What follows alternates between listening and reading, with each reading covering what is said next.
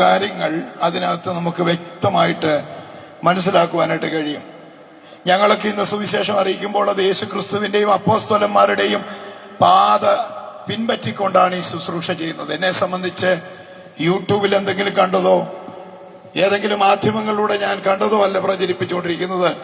22 വർഷമായിട്ട് ഞാൻ കർത്താവിന്റെ സുവിശേഷം അറിയിച്ചുകൊണ്ടിരിക്കുന്ന ഞാൻ ഏറ്റവും കൂടുതൽ ശ്രദ്ധിച്ചുകൊണ്ടിരിക്കുന്ന ഈ പുസ്തകമാണ്.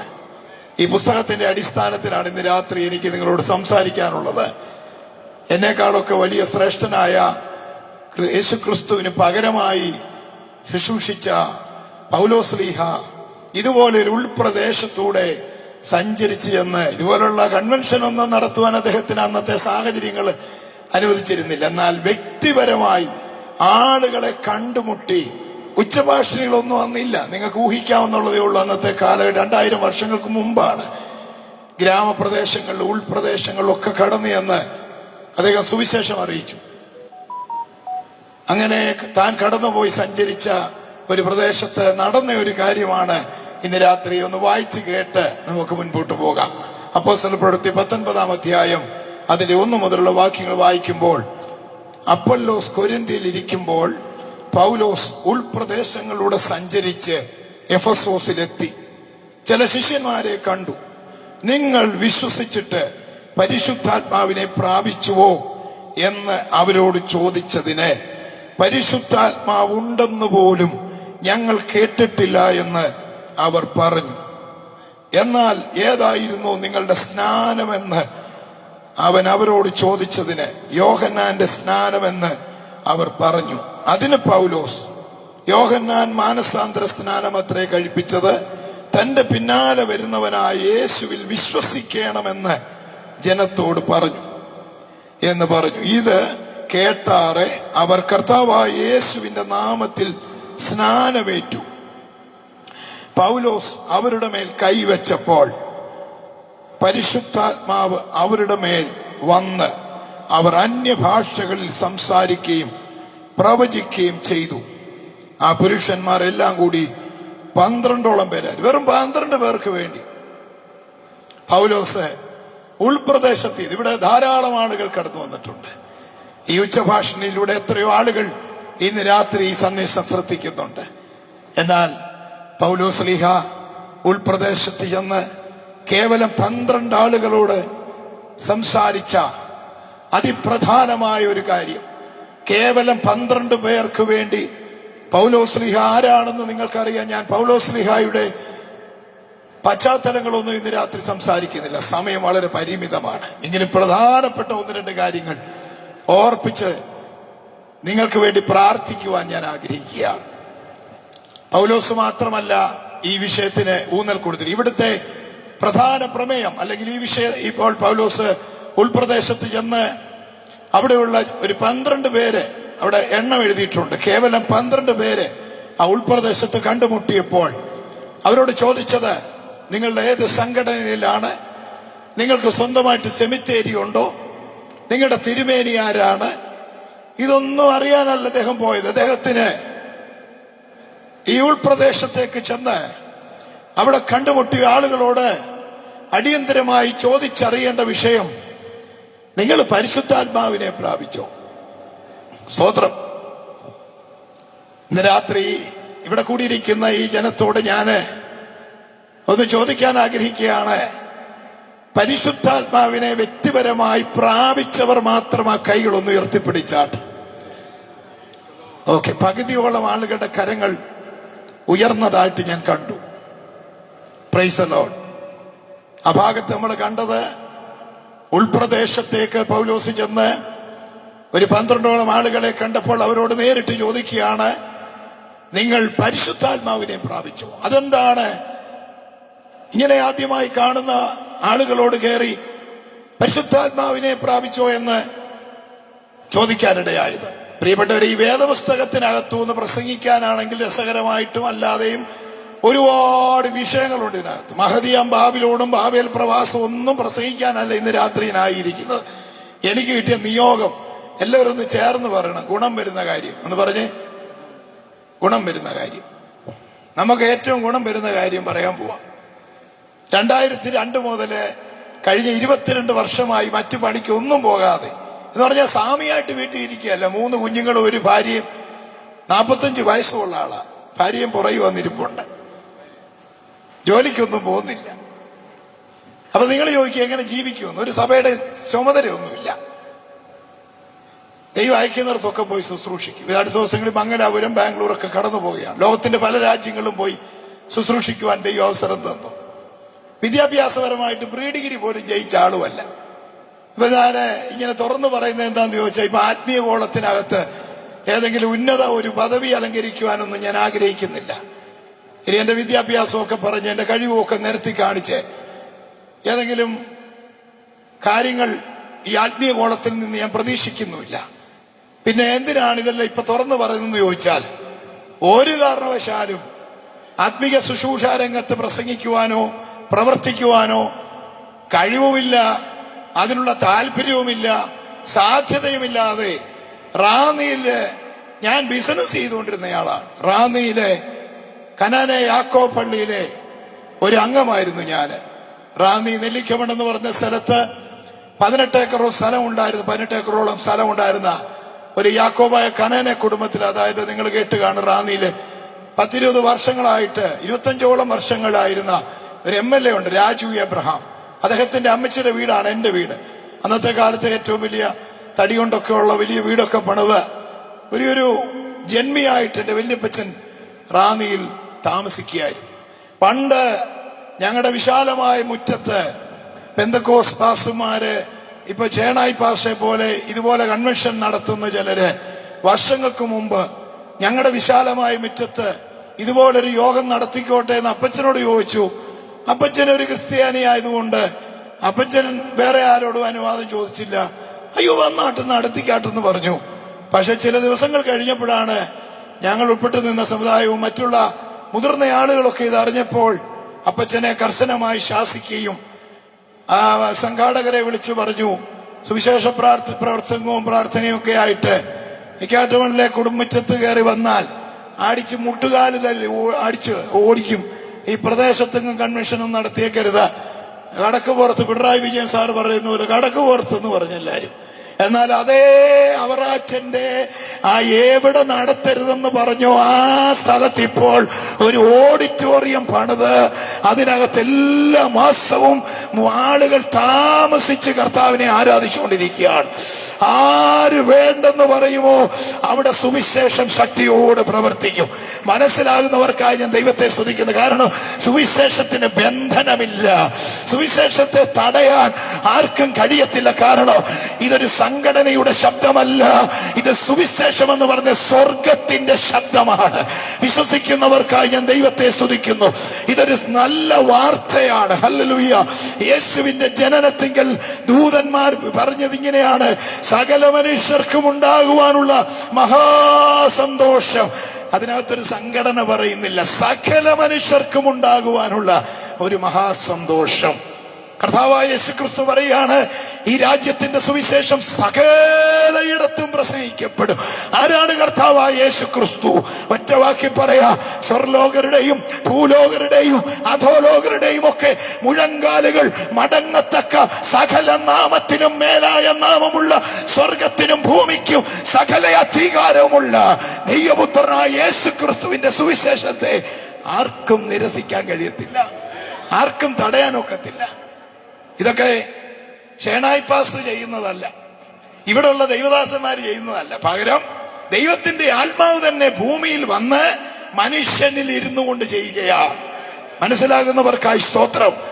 കർത്താവ് തെരഞ്ഞെടുത്ത ശിഷ്യന്മാരോട് പറഞ്ഞു, നിങ്ങളെ ഞാൻ പള്ളികളിലും കോയിമ്മകളിലും ഒക്കെ അയക്കും ഈ സുവിശേഷം പറയാൻ. അപ്പോൾ അവിടെ പറയേണ്ടത് എന്തെന്ന് നിങ്ങൾ മുൻപ് കൂട്ടി വിചാരപ്പെട്ട് നിങ്ങൾ ഭയപ്പെടുവൊന്നും വേണ്ട. കാരണം കർത്താവ് തെരഞ്ഞെടുത്ത ശിഷ്യന്മാരുടെ പ്രത്യേകതകൾ നമുക്കറിയാം. അവർ പള്ളിക്കുടുത്തി പഠിച്ചിട്ടുള്ളവരല്ല. മീൻ പിടിച്ച് നടക്കുന്ന ഗലീലക്കടപ്പുറത്തെ മുക്കവ സഹോദരന്മാരോടാണ് കർത്താവ് ഈ സുവിശേഷം പറയുവാനായി നിയോഗിക്കുന്നത്. അതിനുവേണ്ടി ഇംഗ്ലണ്ടിലുള്ള ഏതെങ്കിലും യൂണിവേഴ്സിറ്റി വിട്ട് പഠിപ്പിക്കുകയല്ല ചെയ്തത്. അവരോട് പറഞ്ഞു, നിങ്ങൾ ഇവിടെ കാത്തിരുന്നാ മതി, ഉയരത്തിൽ നിന്ന് അതിനുള്ള ശക്തി നിങ്ങളുടെ മേൽ പകരും. ഹല്ലേലൂയ. ഏതെങ്കിലും സർട്ടിഫിക്കറ്റുകളുടെ അടിസ്ഥാനത്തിലല്ല അവർ സുവിശേഷം പങ്കുവെച്ചത്. ഉയരത്തിൽ നിന്ന് ഒരു വലിയ ശക്തി അവരുടെ മേൽ വന്ന് നിറഞ്ഞു. അവരെ പിന്നെ തടയുവാൻ ആർക്കും കഴിഞ്ഞില്ല. ഈ നാമം അശേഷം ഉച്ചരിക്കരുതെന്ന് അന്നത്തെ നീതി അല്ലെങ്കിൽ അവിടുത്തെ ഗവൺമെന്റ് അധികാരികളൊക്കെ അതിൻ്റെതായ നിലകളിൽ സുവിശേഷത്തെ തടയുവാനിടയായി. എന്നാൽ എന്നെ അത്ഭുതപ്പെടുത്തിയ ഒരു വിഷയമുണ്ട്. യേശു കർത്താവ് ചിലരെ സുവിശേഷകരായും അപ്പസ്തോലന്മാരും ഒക്കെ ആയിട്ട് നിയമിപ്പാനിടയായി. അങ്ങനെ നിയമിക്കപ്പെട്ടതിൽ ഒരാളാണ് പത്രോസ് എന്ന് പറയുന്ന ആള്. പത്രോസും യോഹന്നാനും ഒക്കെ അവർ പറഞ്ഞു, ഞങ്ങൾ നിർമ്മിച്ചുണ്ടാക്കിയ ഒരു കെട്ടുകഥയല്ല ഇവിടെ പ്രചരിപ്പിക്കുന്നത്, മഹിമ കണ്ട സാക്ഷികളായിട്ട് ഞങ്ങളിത് പറയുകയാണ്. അപ്പോൾ ക്ഷുഭിതരായ അവിടുത്തെ ഗവൺമെന്റും അവിടുത്തെ മത നേതാക്കന്മാരും ഈ അപ്പോസ്തലന്മാരെയൊക്കെ പൊതു തടവിലാക്കിയതായി വേദപുസ്തകത്തിലുണ്ട്. പൊതു തടവിലാക്കി. അങ്ങനെ നമ്മൾ അപ്പോസ്തല പ്രവൃത്തി വായിച്ചു വരുമ്പോൾ പത്രോസിനെ ഒരു തടവിലാക്കിയിരിക്കുമ്പോൾ ആ കാരാഗ്രഹമൊക്കെ സൂക്ഷ്മമായി പൂട്ടിയിട്ടിരിക്കുകയാണ്. ഈ നാമം അശേഷം ഇനി സംസാരിക്കരുത്, ഇവിടെങ്ങും ഈ നാമം മിണ്ടരുത് എന്ന് പറഞ്ഞ് പ്രധാന സുവിശേഷകനായ പ്രധാന അപ്പോസ്തലനായ അന്നത്തെ യേശുവിന്റെ പിൻഗാമിയായ അനുയായിയായ ശിഷ്യനായ ഈ പത്രോസിനെ അവർ അത് ജയിലിലടച്ചു. എന്നാൽ നമുക്ക് അവിടെ കാണുവാൻ കഴിയുന്നത്, അന്ന് അവർ ജയിലിലടച്ചു, കാരാഗ്രഹം സൂക്ഷ്മമായി പൂട്ടി, യേശുവിന്റെ കല്ലറയ്ക്ക് കാവൽ നിന്നതുപോലെ യേശുവിന്റെ ശിഷ്യന്റെ കുണ്ടറയ്ക്ക് അവർ കാവൽ ഏർപ്പെടുത്തുവാനിടയായി. എനിക്ക് രസകരമായി തോന്നിയൊരു കാര്യമുണ്ട്. പിറ്റേ ദിവസം സന്നിധി സംഘം വന്ന് പത്രോസിനെ വിസ്തരിക്കുവാൻ വേണ്ടി ഇങ്ങനെ സംസാരിക്കരുതെന്ന് പറഞ്ഞതല്ലേ, അതിന് ശിക്ഷ കൊടുക്കുവാൻ, അതിനെ വിസ്താരം ചെയ്യുവാനായിട്ട് കാരാഗ്രഹത്തിൽ നിന്ന് കൊണ്ടുവരുവാൻ ആവശ്യപ്പെട്ടു. അങ്ങനെ ചേവകർ ആ സുവിശേഷകരെ അല്ലെങ്കിൽ അപ്പോസ്തലനെ ആ കാരാഗ്രഹത്തിൽ നിന്ന് ചോദ്യം ചെയ്യുവാനിരിക്കുന്ന ആ ആളുകളുടെ ഇടയിലേക്ക് കൊണ്ടുവരുവാനായിട്ട്, കാരാഗ്രഹത്തിൽ നിന്ന് കൊണ്ടുവരുവാനായിട്ട് ചെന്നപ്പോൾ അവർ ഞെട്ടിപ്പോയി. കാരണം കാരാഗ്രഹം സൂക്ഷ്മമായി പൂട്ടിയിട്ടിരിക്കുന്നു, പടയാളികൾ അവിടെ കാവൽ നിൽക്കുന്നു, പക്ഷെ പത്രോസിനെ അവിടെ കണ്ടില്ല. ഹല്ലേലൂയ. ഇവർ ചഞ്ചലപ്പെട്ട് നിൽക്കുമ്പോൾ നിങ്ങൾ ശ്രദ്ധിക്കണം, കാരാഗ്രഹം സൂക്ഷ്മമായി പൂട്ടിയിട്ടിരിക്കുന്നു, പടയാളികൾ കാവൽ നിൽക്കുന്നു, പക്ഷെ അകത്ത് പത്രോസ് ഇല്ല. എന്താണെന്നറിയാമോ അതിന്റെ ഒരു കാരണം? കല്ലറ തുറന്ന് ഇറങ്ങി വരുവാൻ കഴിവുള്ളവന്റെ അനുയായി കുണ്ടറയ്ക്കകത്തുനിന്ന് ഇറങ്ങി വരുന്നവനാണ്. മനസ്സിലാകുന്നവർക്കായി സ്തോത്രം. അല്ലെങ്കിൽ ജയിലറയ്ക്കകത്ത് അടച്ചോ അല്ലെങ്കിൽ ഭീഷണിപ്പെടുത്തിയോ ഒന്നും സുവിശേഷത്തെ ഒരു കാലത്ത് ഒതുക്കുവാനോ തടഞ്ഞു നിർത്തുവാനോ കഴിഞ്ഞിട്ടില്ല. അതിന്റെ കാര്യം ഞാൻ പറഞ്ഞു. ഇത് ഈ ലോകത്തിലെ ഏതെങ്കിലും ഇസങ്ങളെ കുറിച്ചോ സംഘടനകളെ കുറിച്ചോ ഉള്ള വാക്കുകളല്ല ഇവിടെ പറയുന്നത്. സ്വർഗത്തിൽ നിന്ന് ഇറങ്ങി വന്ന് മാനവവർഗത്തോട് രക്ഷയുടെ സന്ദേശം അറിയിച്ച യേശുവിന്റെ സുവിശേഷമാണ് ഇന്നും നാളെയും മറ്റേനാളും അടുത്ത ദിവസമായി ഇവിടെ പ്രഘോഷിക്കുവാൻ പോകുന്നത്. അത് കേൾക്കുന്നത് ഈ ദേശത്തിനൊരു വിടുതലാണ്. എനിക്ക് അവിടെ ഭാഗം വായിച്ചപ്പോൾ സന്തോഷകരമായി എനിക്ക് ഇപ്പോഴും ചിരി വരുന്നൊരു കാര്യമുണ്ട്. പത്രോസിനെ കാരാഗ്രഹത്തിനകത്ത് കാണാതെ അവരിങ്ങനെ ചഞ്ചലപ്പെട്ട് നിൽക്കുകയാണ്. പടയാളികൾ കാവൽ നിൽപ്പുണ്ട്, അവരാരും മരിച്ചു കിടക്കുകയല്ല. കാരാഗ്രഹം സൂക്ഷ്മമായി പൂട്ടിയിട്ടുണ്ട്. ഒരു ബാല്യക്കാരൻ ഓടി വന്ന് പറയുക, നിങ്ങൾ തടവിലാക്കിയവൻ ദാണ്ട് അവിടെ നിന്ന് പ്രസംഗിക്കുന്നത്. 22 വർഷങ്ങൾക്ക് മുമ്പ് ഞാൻ സുവിശേഷ വേലയ്ക്ക് സമർപ്പിക്കപ്പെടുമ്പോൾ എന്നെ ചൈതന്യപ്പെടുത്തിയ, ധൈര്യപ്പെടുത്തിയ ചില വാക്യങ്ങളിൽ ഒന്നാണിത്. സുവിശേഷത്തെ അങ്ങനൊന്നും തടയാൻ പറ്റിയല്ലെന്ന് അന്ന് എനിക്ക് മനസ്സിലായി. ഇത് വായിച്ചപ്പോ അതിനകത്ത് എഴുതിയിരിക്കുന്നത്, കർത്താവിന്റെ ഒരു ദൂതൻ കാരാഗ്രഹത്തിന്റെ അകത്ത് വന്ന് പത്രോസിനോട് പറയാ, നീ എഴുന്നേറ്റ് ഈ ജീവന്റെ വചനം പള്ളിയിലൊക്കെ പോയി പറയാൻ. സ്തോത്രം. അത്ര പ്രാധാന്യമുള്ള കാര്യം ഇവിടെ പറയാൻ പോകുന്നു. ദൂതൻ വന്ന് കാരാഗ്രഹത്തിൽ കിടന്നവനെ കാരാഗ്രഹവാതിൽ തുറന്ന്, നീ ഇവിടെ കിടക്കാതെ പോയി സംസാരിക്ക്, പോയി പറ.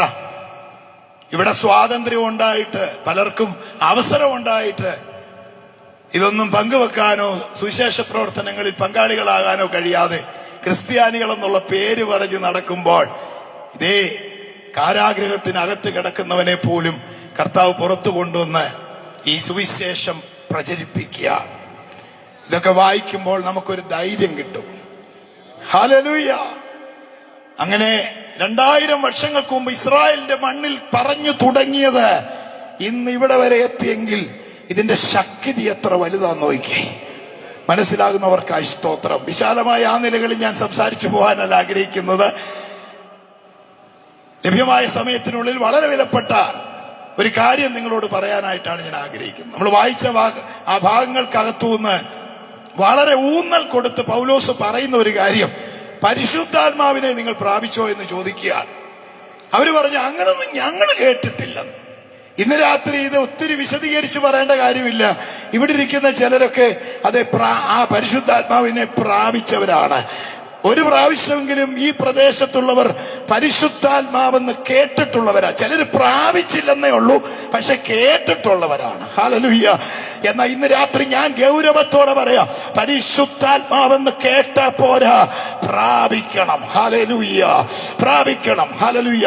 യേശുക്രിസ്തുവിനെ കുറിച്ചുള്ള കാര്യങ്ങൾ പറയാനാണ് ഈ സുവിശേഷ യോഗം ഇവിടെ സംഘടിപ്പിച്ചതെങ്കിലും യേശുവിനെ മരിച്ചവരുടെ ഇടയിൽ നിന്ന് ഉയർപ്പിച്ച ആ ശക്തിയെ കുറിച്ചും ഇവിടെ പറയാതെ പോയാൽ സുവിശേഷം പൂർണ്ണമാകത്തില്ല. ഹല്ലേലൂയ. എന്തിനാ യേശു ഈ ലോകത്തിലേക്ക് വന്നത് വിശദീകരിച്ചൊന്നും പറയാൻ ആഗ്രഹിക്കുന്നില്ല. വളരെ ചുരുങ്ങിയ നിലയിൽ യേശുക്രിസ്തു എന്തിനാണ് ലോകത്തിലേക്ക് വന്നതെന്ന് ചോദിച്ചാൽ ഞാൻ 1-2 വാക്യങ്ങൾ നിങ്ങളുടെ മുമ്പിൽ കൊണ്ടുവരാം. അതൊന്നും വായിച്ച് സമയം കളയണ്ട. ഒരു വാക്യം ഇങ്ങനെയാ പറയുന്നത്, ക്രിസ്തുയേശു ഈ ലോകത്തിലേക്ക് വന്നത് പാപികളെ രക്ഷിക്കുവാനായിട്ടാണ്. പാപികളെ രക്ഷിക്കുവാൻ.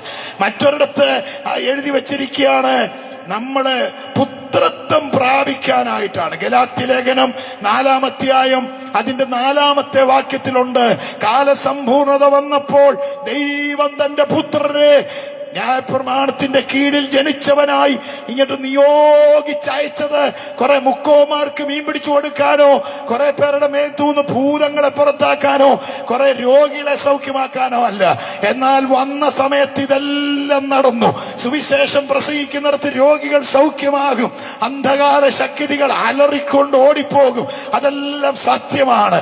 എന്നാൽ യേശുക്രിസ്തു ഈ ലോകത്തിലേക്ക് വന്നത് എന്തിനാന്ന് അവിടെ എഴുതി വച്ചിരിക്കുന്നത്, നാം ദൈവത്തിന്റെ മക്കളായിട്ട് മാറാൻ. അതൊക്കെ വിശദമായിട്ട് സമയം ലഭിച്ചാൽ 9 മണിക്കുള്ളിൽ ഞാൻ പറയാം, നിങ്ങൾ ശ്രദ്ധിക്കണം.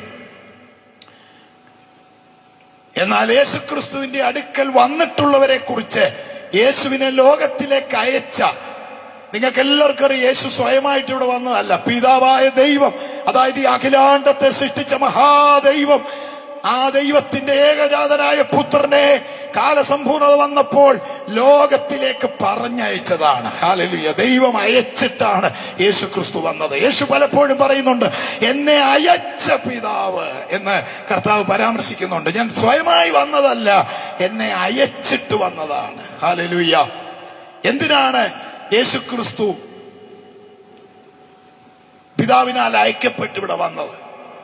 വളരെ വ്യക്തമായി യേശുക്രിസ്തു തന്നെ അത് പറയുന്ന ഒരു ഭാഗം ഒന്ന് വായിച്ച് കേൾക്കാം.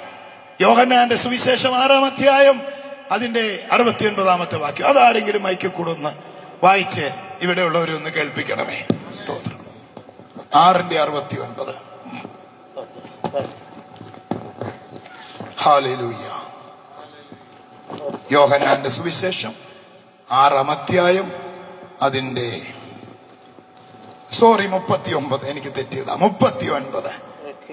ഞാൻ വേറൊരാളെ കൊണ്ട് വായിക്കുമ്പോ എന്റെ ശബ്ദത്തിൽ നിന്ന് വേറൊരു സ്വരത്തിൽ വായിക്കുമ്പോ ആ വാക്യം മാത്രം നിങ്ങൾക്ക് ശ്രദ്ധിക്കാൻ പറ്റും. അവൻ എനിക്ക് തന്നതിൽ ഒന്നും ഞാൻ കളയാതെ എല്ലാം ഒടുക്കത്തെ നാളിൽ ഉയർത്തെഴുന്നേൽക്കണം എന്നാകുന്നു എന്നെ അയച്ചവന്റെ ഇഷ്ടം.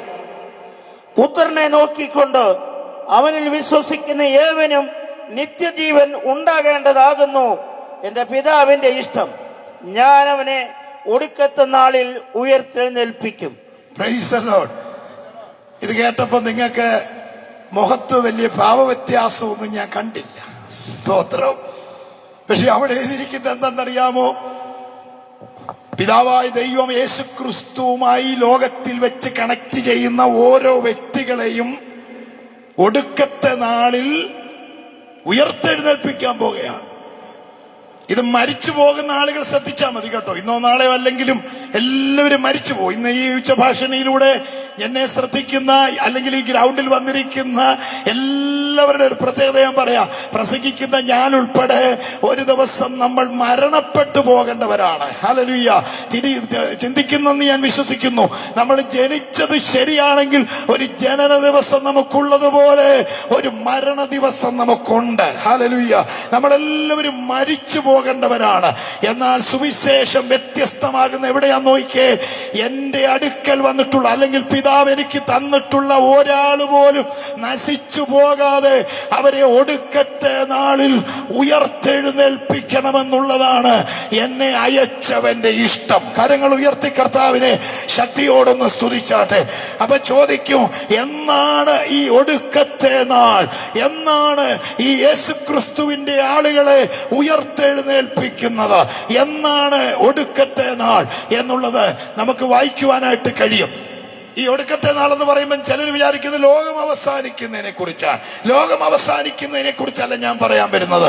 ലോകമൊക്കെ അവസാനിക്കും. പത്രോസ് പറയുന്നു, ഈ ഭൂമിയുടെ മൂലപദാർത്ഥങ്ങൾ കത്തി അഴിഞ്ഞു പോകും, ഇവിടെ ഉള്ള പണികളെല്ലാം വെന്തു പോകും, ഈ ആകാശവും ഭൂമിയൊക്കെ നീങ്ങിപ്പോകും.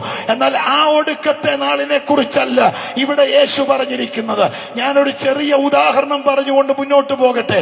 നിങ്ങളൊരു ഏത്തവാഴ കുഴിച്ചു വെച്ചാൽ അതിന്റെ ഒടുക്കത്തെ ദിവസം എന്ന് പറയുന്നത് എന്നെ സംബന്ധിച്ച് അതിന്റെ കൊല വെട്ടുന്ന ദിവസമാണ്. കൊല വെട്ടിയ ശേഷം, അതിന്റെ കൊല അറുത്തെടുത്തതിന് ശേഷം നമ്മുടെ പഴയ കർഷകരൊക്കെ പിന്നീട് അതിനെ അവിടെ നിർത്തത്തില്ല. അന്നേരം തന്നെ അത് വെട്ടി മുറിച്ച് ഒന്നിൽ അടുത്ത വാഴയുടെ ചോട്ടി കൊത്തി അരിഞ്ഞിട്ടിട്ട് പോകും. ഇവിടൊക്കെ ഇരിക്കുന്നവരൊക്കെ ഒരിക്കലെങ്കിലും ഒരു വാഴയെങ്കിലും കുഴിച്ചു വെച്ചവരായിരിക്കും തീർച്ചയായിട്ടും. ഈ ദൈവമക്കളെ, ഇത് ധ്യാനയോഗമാണ്. നിന്നെ കൊല്ലും ഞാനും ചാവെന്നും പറഞ്ഞ് പ്രസംഗിച്ചിട്ട് പോയിട്ട് കാര്യമില്ല. എന്തെങ്കിലും കാര്യങ്ങളൊക്കെ ചിന്തിക്കുകയും മനസ്സിലാക്കുകയൊക്കെ ചെയ്യാൻ പറ്റിയില്ലേ പിന്നെ നമ്മുടെ യോഗം തന്നെ പ്രയോജനം. അപ്പൊ ഒരു ഏത്തവാഴ നട്ട് കഴിഞ്ഞാൽ എന്റെ കണക്കനുസരിച്ച്, എന്റെ ഓർമ്മ ശരി, എനിക്ക് അറിവ് ശരിയാണെങ്കിൽ ഒരു 6 മാസം കഴിയുമ്പോൾ അതിലെ കൊല വെട്ടിയെടുക്കാം. അപ്പൊ നമ്മളിനി കൊല വെട്ടിയെടുത്തതിന് ശേഷം നമ്മള് വാഴ വെട്ടി നശിപ്പിച്ചില്ലെങ്കിലും ഒന്നും അറിയാത്തവനെ പോലെ ഈ വാഴ അവിടെ തന്നെ നിൽക്കും. ഇപ്പൊ കൊല അറുത്തെടുത്തത് കൊണ്ട് ഉടനെ പിറ്റേ ദിവസം വാഴപ്പിണ്ടി അളിഞ്ഞ് അതിന്റെ ഇലയെല്ലാം ഉണങ്ങിപ്പോകത്തില്ല. ചില ദിവസങ്ങൾ, മാസങ്ങളൂടെ വേണമെങ്കിലും കുല അറുത്തു മാറ്റിയാലും വാഴ തുടരുക തന്നെ ചെയ്യും. ഇതുപോലെ ഒരു കാര്യം ലോകത്തിൽ നടക്കാൻ പോവാ. ദൈവം തന്റെ സഭയെ ഭൂമിയിൽ നിന്ന് ചേർത്ത് കഴിഞ്ഞാലും കാലം കുറച്ചുകൂടെ മുന്നോട്ട് പോകാൻ പോകുകയാണ്. അതൊന്നും ഇന്ന് രാത്രി ഞാൻ വിശദീകരിക്കുന്നില്ല. എന്റെ വിഷയം അവന്റെ പ്രത്യക്ഷതയാണ്. ഹല്ലേലൂയ. ഈ ഒടുക്കത്തെ നാളെന്ന് യേശു പരാമർശിച്ചിരിക്കുന്നത് എന്താണെന്ന് ഞാൻ മനസ്സിലാക്കിയത് പൗലോസ് ശ്ലീഹ കൊരിന്ത്യ ലേഖനം 15-ാം അധ്യായത്തിൽ പറയാണ്, അന്ത്യകാഹളത്തിങ്കൽ പെട്ടെന്ന് കണ്ണിമയ്ക്കുന്നതിനിടയിൽ നാം രൂപാന്തരപ്പെടുകയോ ക്രിസ്തുവിൽ മരിച്ചവർ മുമ്പേ ഉയർത്തെഴുന്നേൽക്കുകയും ചെയ്യും. ഹല്ലേലൂയ. ഇന്ന് രാത്രി എന്നെ കേൾക്കുന്ന എത്ര പേര് വിശ്വസിക്കുന്നുണ്ട് ഒരു കാഹളനാദം മുഴങ്ങാൻ പോകുകയാണ്? ഹല്ലേലൂയ. ഇങ്ങനെ എഴുതിയിരിക്കുകയാണ് തെസ്സലോനിക്ക ലേഖനത്തിൽ, കർത്താവ് താൻ ഗംഭീരനാദത്തോടും പ്രധാന ദൂതന്റെ ശബ്ദത്തോടും സ്വർഗത്തിൽ നിന്ന് ഇറങ്ങി വരാൻ പോകുകയാണ്. അത്ര വലിയൊരു സംഭവം നടക്കാൻ പോകുക. അതുകൊണ്ട് അതിനു മുമ്പായി ഞങ്ങൾ വിളംബരം ചെയ്യുകയാണ്. അവന്റെ വരവിന് വേണ്ടി സകല ആളുകളെയും ഒരുക്കുവാനുള്ള ഒരു പ്രോഗ്രാമാണ് ഇന്ന് രാത്രി ഇവിടെ നടന്നുകൊണ്ടിരിക്കുന്നത്. ഇതൊരു മതം മാറ്റുന്ന പരിപാടിയല്ല.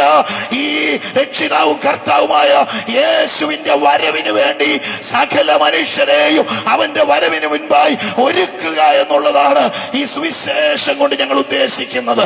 ആ കരങ്ങൾ ഉയർത്തി കർത്താവിനെ ഒന്ന് സ്തുതിച്ചാട്ടെ. അവന്റെ പ്രത്യക്ഷതയിൽ അവ ചിലർ ചോദിക്കും, അയ്യോ കുറെ കാലങ്ങളായി പെന്തക്കോസുകാര് അല്ലെ ക്രിസ്ത്യാനികൾ ഇങ്ങനെ ഉച്ചഭാഷണി വെച്ച് വിളിച്ചു പറയുക, കർത്താവ് വരാൻ പോവാ, കർത്താവ് വരാൻ പോവാ, കർത്താവ് വരാൻ പോവാ. 80 വയസ്സുള്ള ഒരു അമ്മച്ചിയോട് ഒരു പാസ്റ്റർ പറഞ്ഞു, കർത്താവ് വരാറായി. അമ്മച്ചി അങ്ങ് ചൂടായി പാസ്റ്ററോട്. അമ്മച്ചി ചോദിച്ചു, എനിക്കിപ്പോ 80 വയസ്സുണ്ട്, പാസ്റ്റർക്ക് എത്ര വയസ്സുണ്ട്? പാസ്റ്റർ പറഞ്ഞു, എനിക്ക് 45 ഉള്ളൂ. ഞാൻ ജനിച്ചപ്പോ മോന് കേൾക്കാൻ തുടങ്ങിയതാ, കർത്താവ് വരാറായി, കർത്താവ് വരാറായി. പുലി വരുന്നേ എന്ന് പണ്ട് പറഞ്ഞ പോലെ കർത്താവ് വരാറായി. എന്നാ പ്രിയപ്പെട്ടവരെ, ബൈബിളിലുണ്ട് കർത്താവ് വരാൻ താമസിക്കുന്ന എന്താണ്. 2000 വർഷങ്ങൾക്ക് മുമ്പ് കർത്താവ് പറഞ്ഞേച്ചു പോയി, ഞാൻ വരും, ഞാൻ പോകുകയാ. എവിടെ പോയി? ഒരു പോക്കങ്ങ് പോയതല്ല. കർത്താവ് യോഹന്നാന്റെ സുവിശേഷം 14-ാം അധ്യായം 1-ാം വാക്യത്തിൽ പറയുന്നു, നിങ്ങളുടെ ഹൃദയം കലങ്ങി പോകരുത്, എന്നെ ഒന്ന് വിശ്വസിക്കുക, എന്റെ പിതാവിനെ ഒന്ന് വിശ്വസിക്കുക. എന്റെ പിതാവിന്റെ സന്നദ്ധിയിൽ, എന്നെ ഇങ്ങോട്ട് അയച്ച പിതാവിന്റെ സന്നദ്ധിയിൽ ഞാൻ സ്വർഗത്തിൽ നിന്ന് ഇറങ്ങി വന്നതാ. ഞാൻ ഈ കഴിഞ്ഞ ദിവസം എവിടെ പ്രസംഗിച്ച് പറഞ്ഞു, ഇസ്രായേലിലോട്ട് കാനഡയിൽ നിന്നോ സൗദി അറേബ്യയിൽ നിന്നോ അല്ലെങ്കിൽ മറ്റേതെങ്കിലും ഇസ്രായേലിനെ ചുറ്റിക്കിടക്കുന്ന ഏതെങ്കിലും രാജ്യത്തു നിന്ന് ഇങ്ങനെ കള്ള പാസ്പോർട്ട് എടുത്ത് അല്ലെങ്കിൽ വിസ ഇല്ലാതെ തീവ്രവാദിയായിട്ട് ഇങ്ങനെ നുഴഞ്ഞു കയറി വന്നവനല്ല യേശു. യേശു അവകാശപ്പെടുകയാണ്, ഞാൻ സ്വർഗത്തിൽ നിന്ന് ഇറങ്ങി വന്ന ജീവന്റെ അപ്പമാണ്.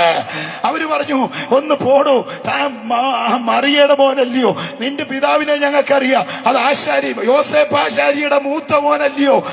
നമ്മുടെ രീതിയിൽ പറഞ്ഞ കുഞ്ഞമ്മാമയ്ക്ക് കോഴിക്കോട് ഉണ്ടാക്കി കൊടുത്തത് നമ്മുടെ യോസേപ്പ് ആചാരിയുടെ ചെറുക്കം പറയും, അവര് ഭ്രാന്താ. കാരണം പറയാ, ഞാൻ സ്വർഗത്തിൽ നിന്ന് ഇറങ്ങി വന്നവനാന്ന്. ഉടനെ യേശു അതിന് തടയിട്ട് പറഞ്ഞ മറുപടി എന്നാന്നറിയാമോ? ഞാൻ കേറിപ്പോകുന്നത് നിങ്ങൾ കണ്ടാലോ. അല്ലെങ്കിൽ ഇറങ്ങി വന്നത് ഒരു പ്രത്യേക രീതിയിലായതുകൊണ്ട് എല്ലാവർക്കും ഒന്നും കാണാനോ അറിയാനോ കഴിഞ്ഞില്ലായിരിക്കുക, എന്നാൽ കേറിപ്പോകുന്നത് പരസ്യമായിട്ടായിരിക്കും. എത്ര പേര് വിശ്വസിക്കുന്നുണ്ട്? അവന്റെ ശിഷ്യന്മാരും മറ്റനേകർ കാണുക അവൻ ഹല്ലേലൂയ 500ഓളം പേരുടെ നടുവിൽ നിന്നാണ് അവനൊരു ഒലിവുമലയുടെ മുകളിൽ നിന്ന് അവൻ സ്വർഗത്തിലേക്ക് കരയേറിപ്പോയി. എന്നാൽ ആ പോകുന്നതിന് മുമ്പ് കർത്താവ് പറഞ്ഞു, ഞാൻ പോകും, പക്ഷെ പോകുന്നത് പോലെ തന്നെ ഞാൻ മടങ്ങി വരും. എത്ര പേര് വിശ്വസിക്കുന്നുണ്ട് യേശു ക്രിസ്തു മടങ്ങി വരുമെന്ന്? ഇതൊരു കിഴവിക്കഥയാണ്, ഇതൊരു ഹല്ലേലൂയ ഈ ഗ്രന്ഥത്തിനകത്ത് എഴുതിയിരിക്കുന്ന ഒരു കഥയാണ് എന്നാരും കരുതരുത്.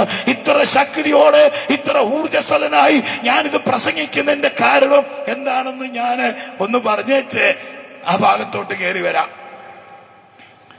അല്ലെ തലയ്ക്ക് കുറുക്കുണ്ടോ? 10-22 വർഷമായിട്ട് പണിക്ക് പോവാതെ എവിടുന്നേലും കിട്ടുന്ന പൈസ എല്ലാം നാട്ടുകാരെ വിളിച്ച് 3 നേരം ആഹാരം അത് സൗജന്യമായിട്ട് കൊടുത്ത് എല്ലാ മാസവും എന്തുമാത്രം ആളുകൾ ആ വീട്ടിലേക്ക് വന്നുകൊണ്ടിരിക്കുന്നു. റാന്നി വന്ന് നോക്കിയാൽ മതി. എന്നെ പരിചയമില്ലാത്തതുകൊണ്ട് ഞാൻ പറയുന്നില്ല, ഉൾക്കൊള്ളാൻ പറ്റത്തില്ല.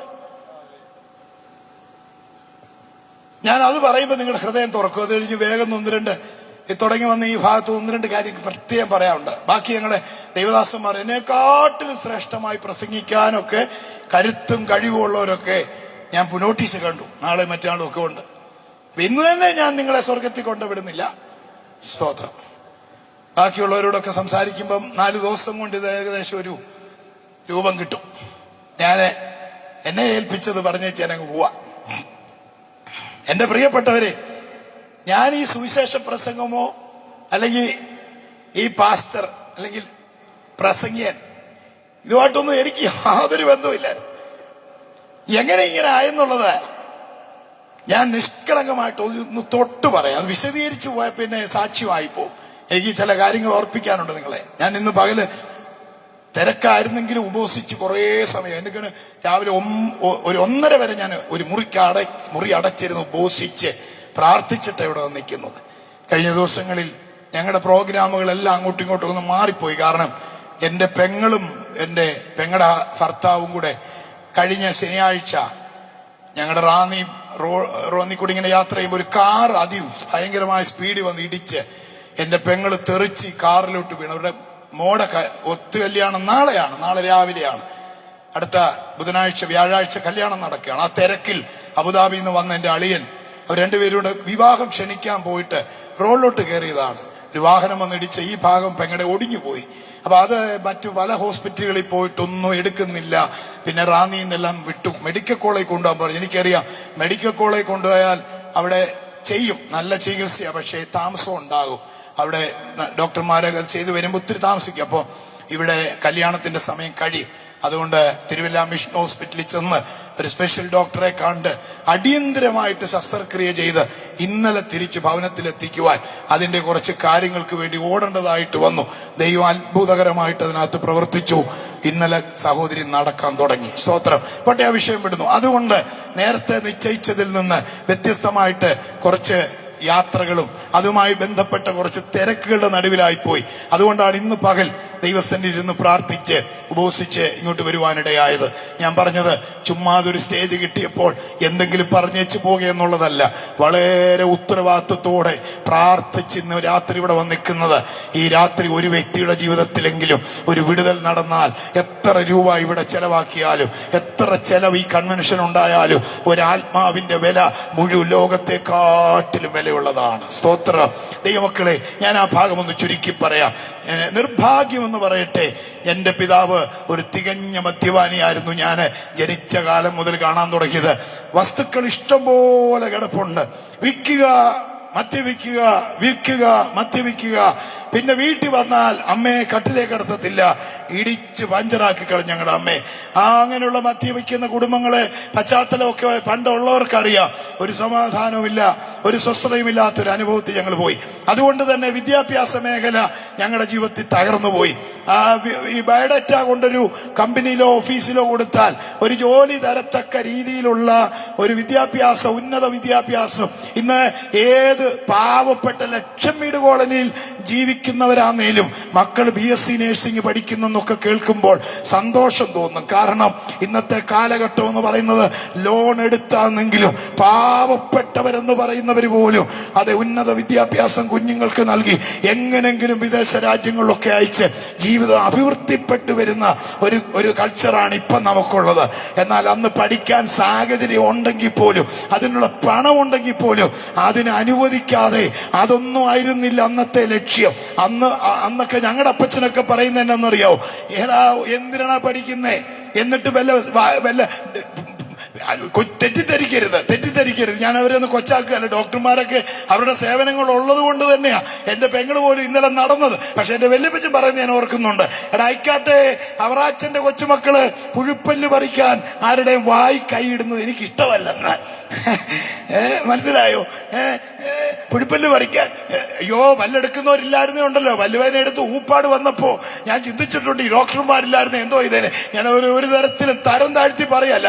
അന്ന് ഞങ്ങളുടെ അപ്പച്ചനൊക്കെ പറഞ്ഞറിയോ, കണക്ക് പഠിച്ചാ മതി.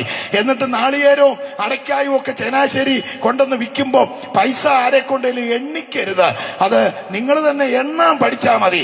അത് തന്നെ, അല്ലാതെ വലിയ വിദ്യാഭ്യാസം ഒന്നും വേണ്ടാന്ന്. കാരണം ഇഷ്ടം പോലെ കിടക്കുമല്ലേ സ്വത്ത്.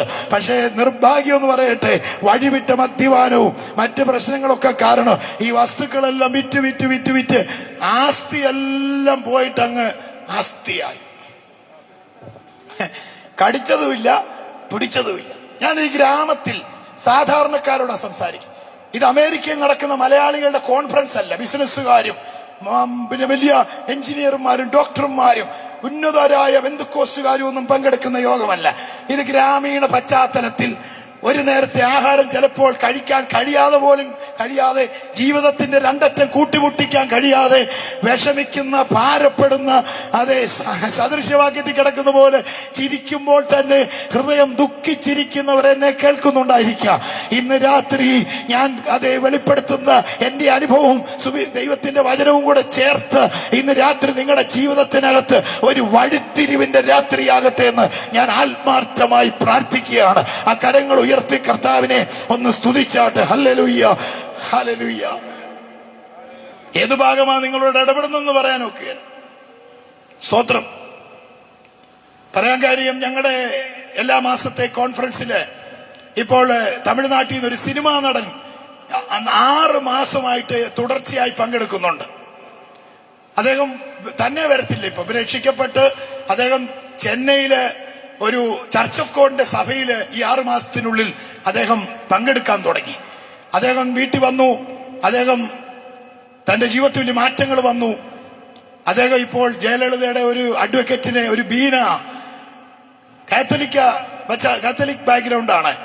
കഴിഞ്ഞ ക്യാമ്പിന് 27-ാം തീയതി ഞങ്ങളുടെ ഹാളിൽ അഡ്വക്കേറ്റ് ബീന, കാത്തോലിക്ക സമുദായത്തിൽ നിന്ന് വന്ന സഹോദരി, ആദ്യമായി ഇതുപോലുള്ള പ്രാർത്ഥനയിൽ പങ്കെടുക്കുന്ന സഹോദരി അന്യഭാഷയിൽ ദൈവത്തെ ആരാധിച്ച് മഹത്വപ്പെടുത്തി ആ സഹോദരി എഴുന്നേറ്റ് കരഞ്ഞുകൊണ്ട് പറഞ്ഞു, എനിക്കും സ്നാനപ്പെടണം, എനിക്കും ദൈവത്തിന്റെ പരിശുദ്ധാത്മാവ് ലഭിച്ചിരിക്കുന്നു. ഹല്ലേലൂയ.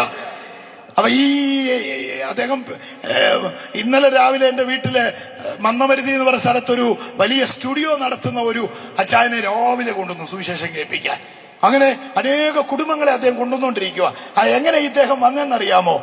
ഇദ്ദേഹം ജയലളിതയുടെ പേഴ്സണലായിട്ടുള്ള ഒരു സെക്യൂരിറ്റി ആയിരുന്നു. ഈ മനുഷ്യൻ തന്നെ യാത്ര ചെയ്യുന്നത് 6 ബ്ലാക്ക് കാറ്റുകളുടെ നടുവിലാണ് ഈ മനുഷ്യൻ യാത്ര ചെയ്യുന്നത്.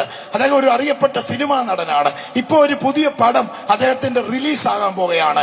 1200 കുഞ്ഞുങ്ങൾ പഠിക്കുന്ന ഒരു സ്കൂളിന്റെ ഉടമസ്ഥനാണ്. വലിയൊരു ജിമ്മ് അദ്ദേഹം നടത്തുന്നുണ്ട്.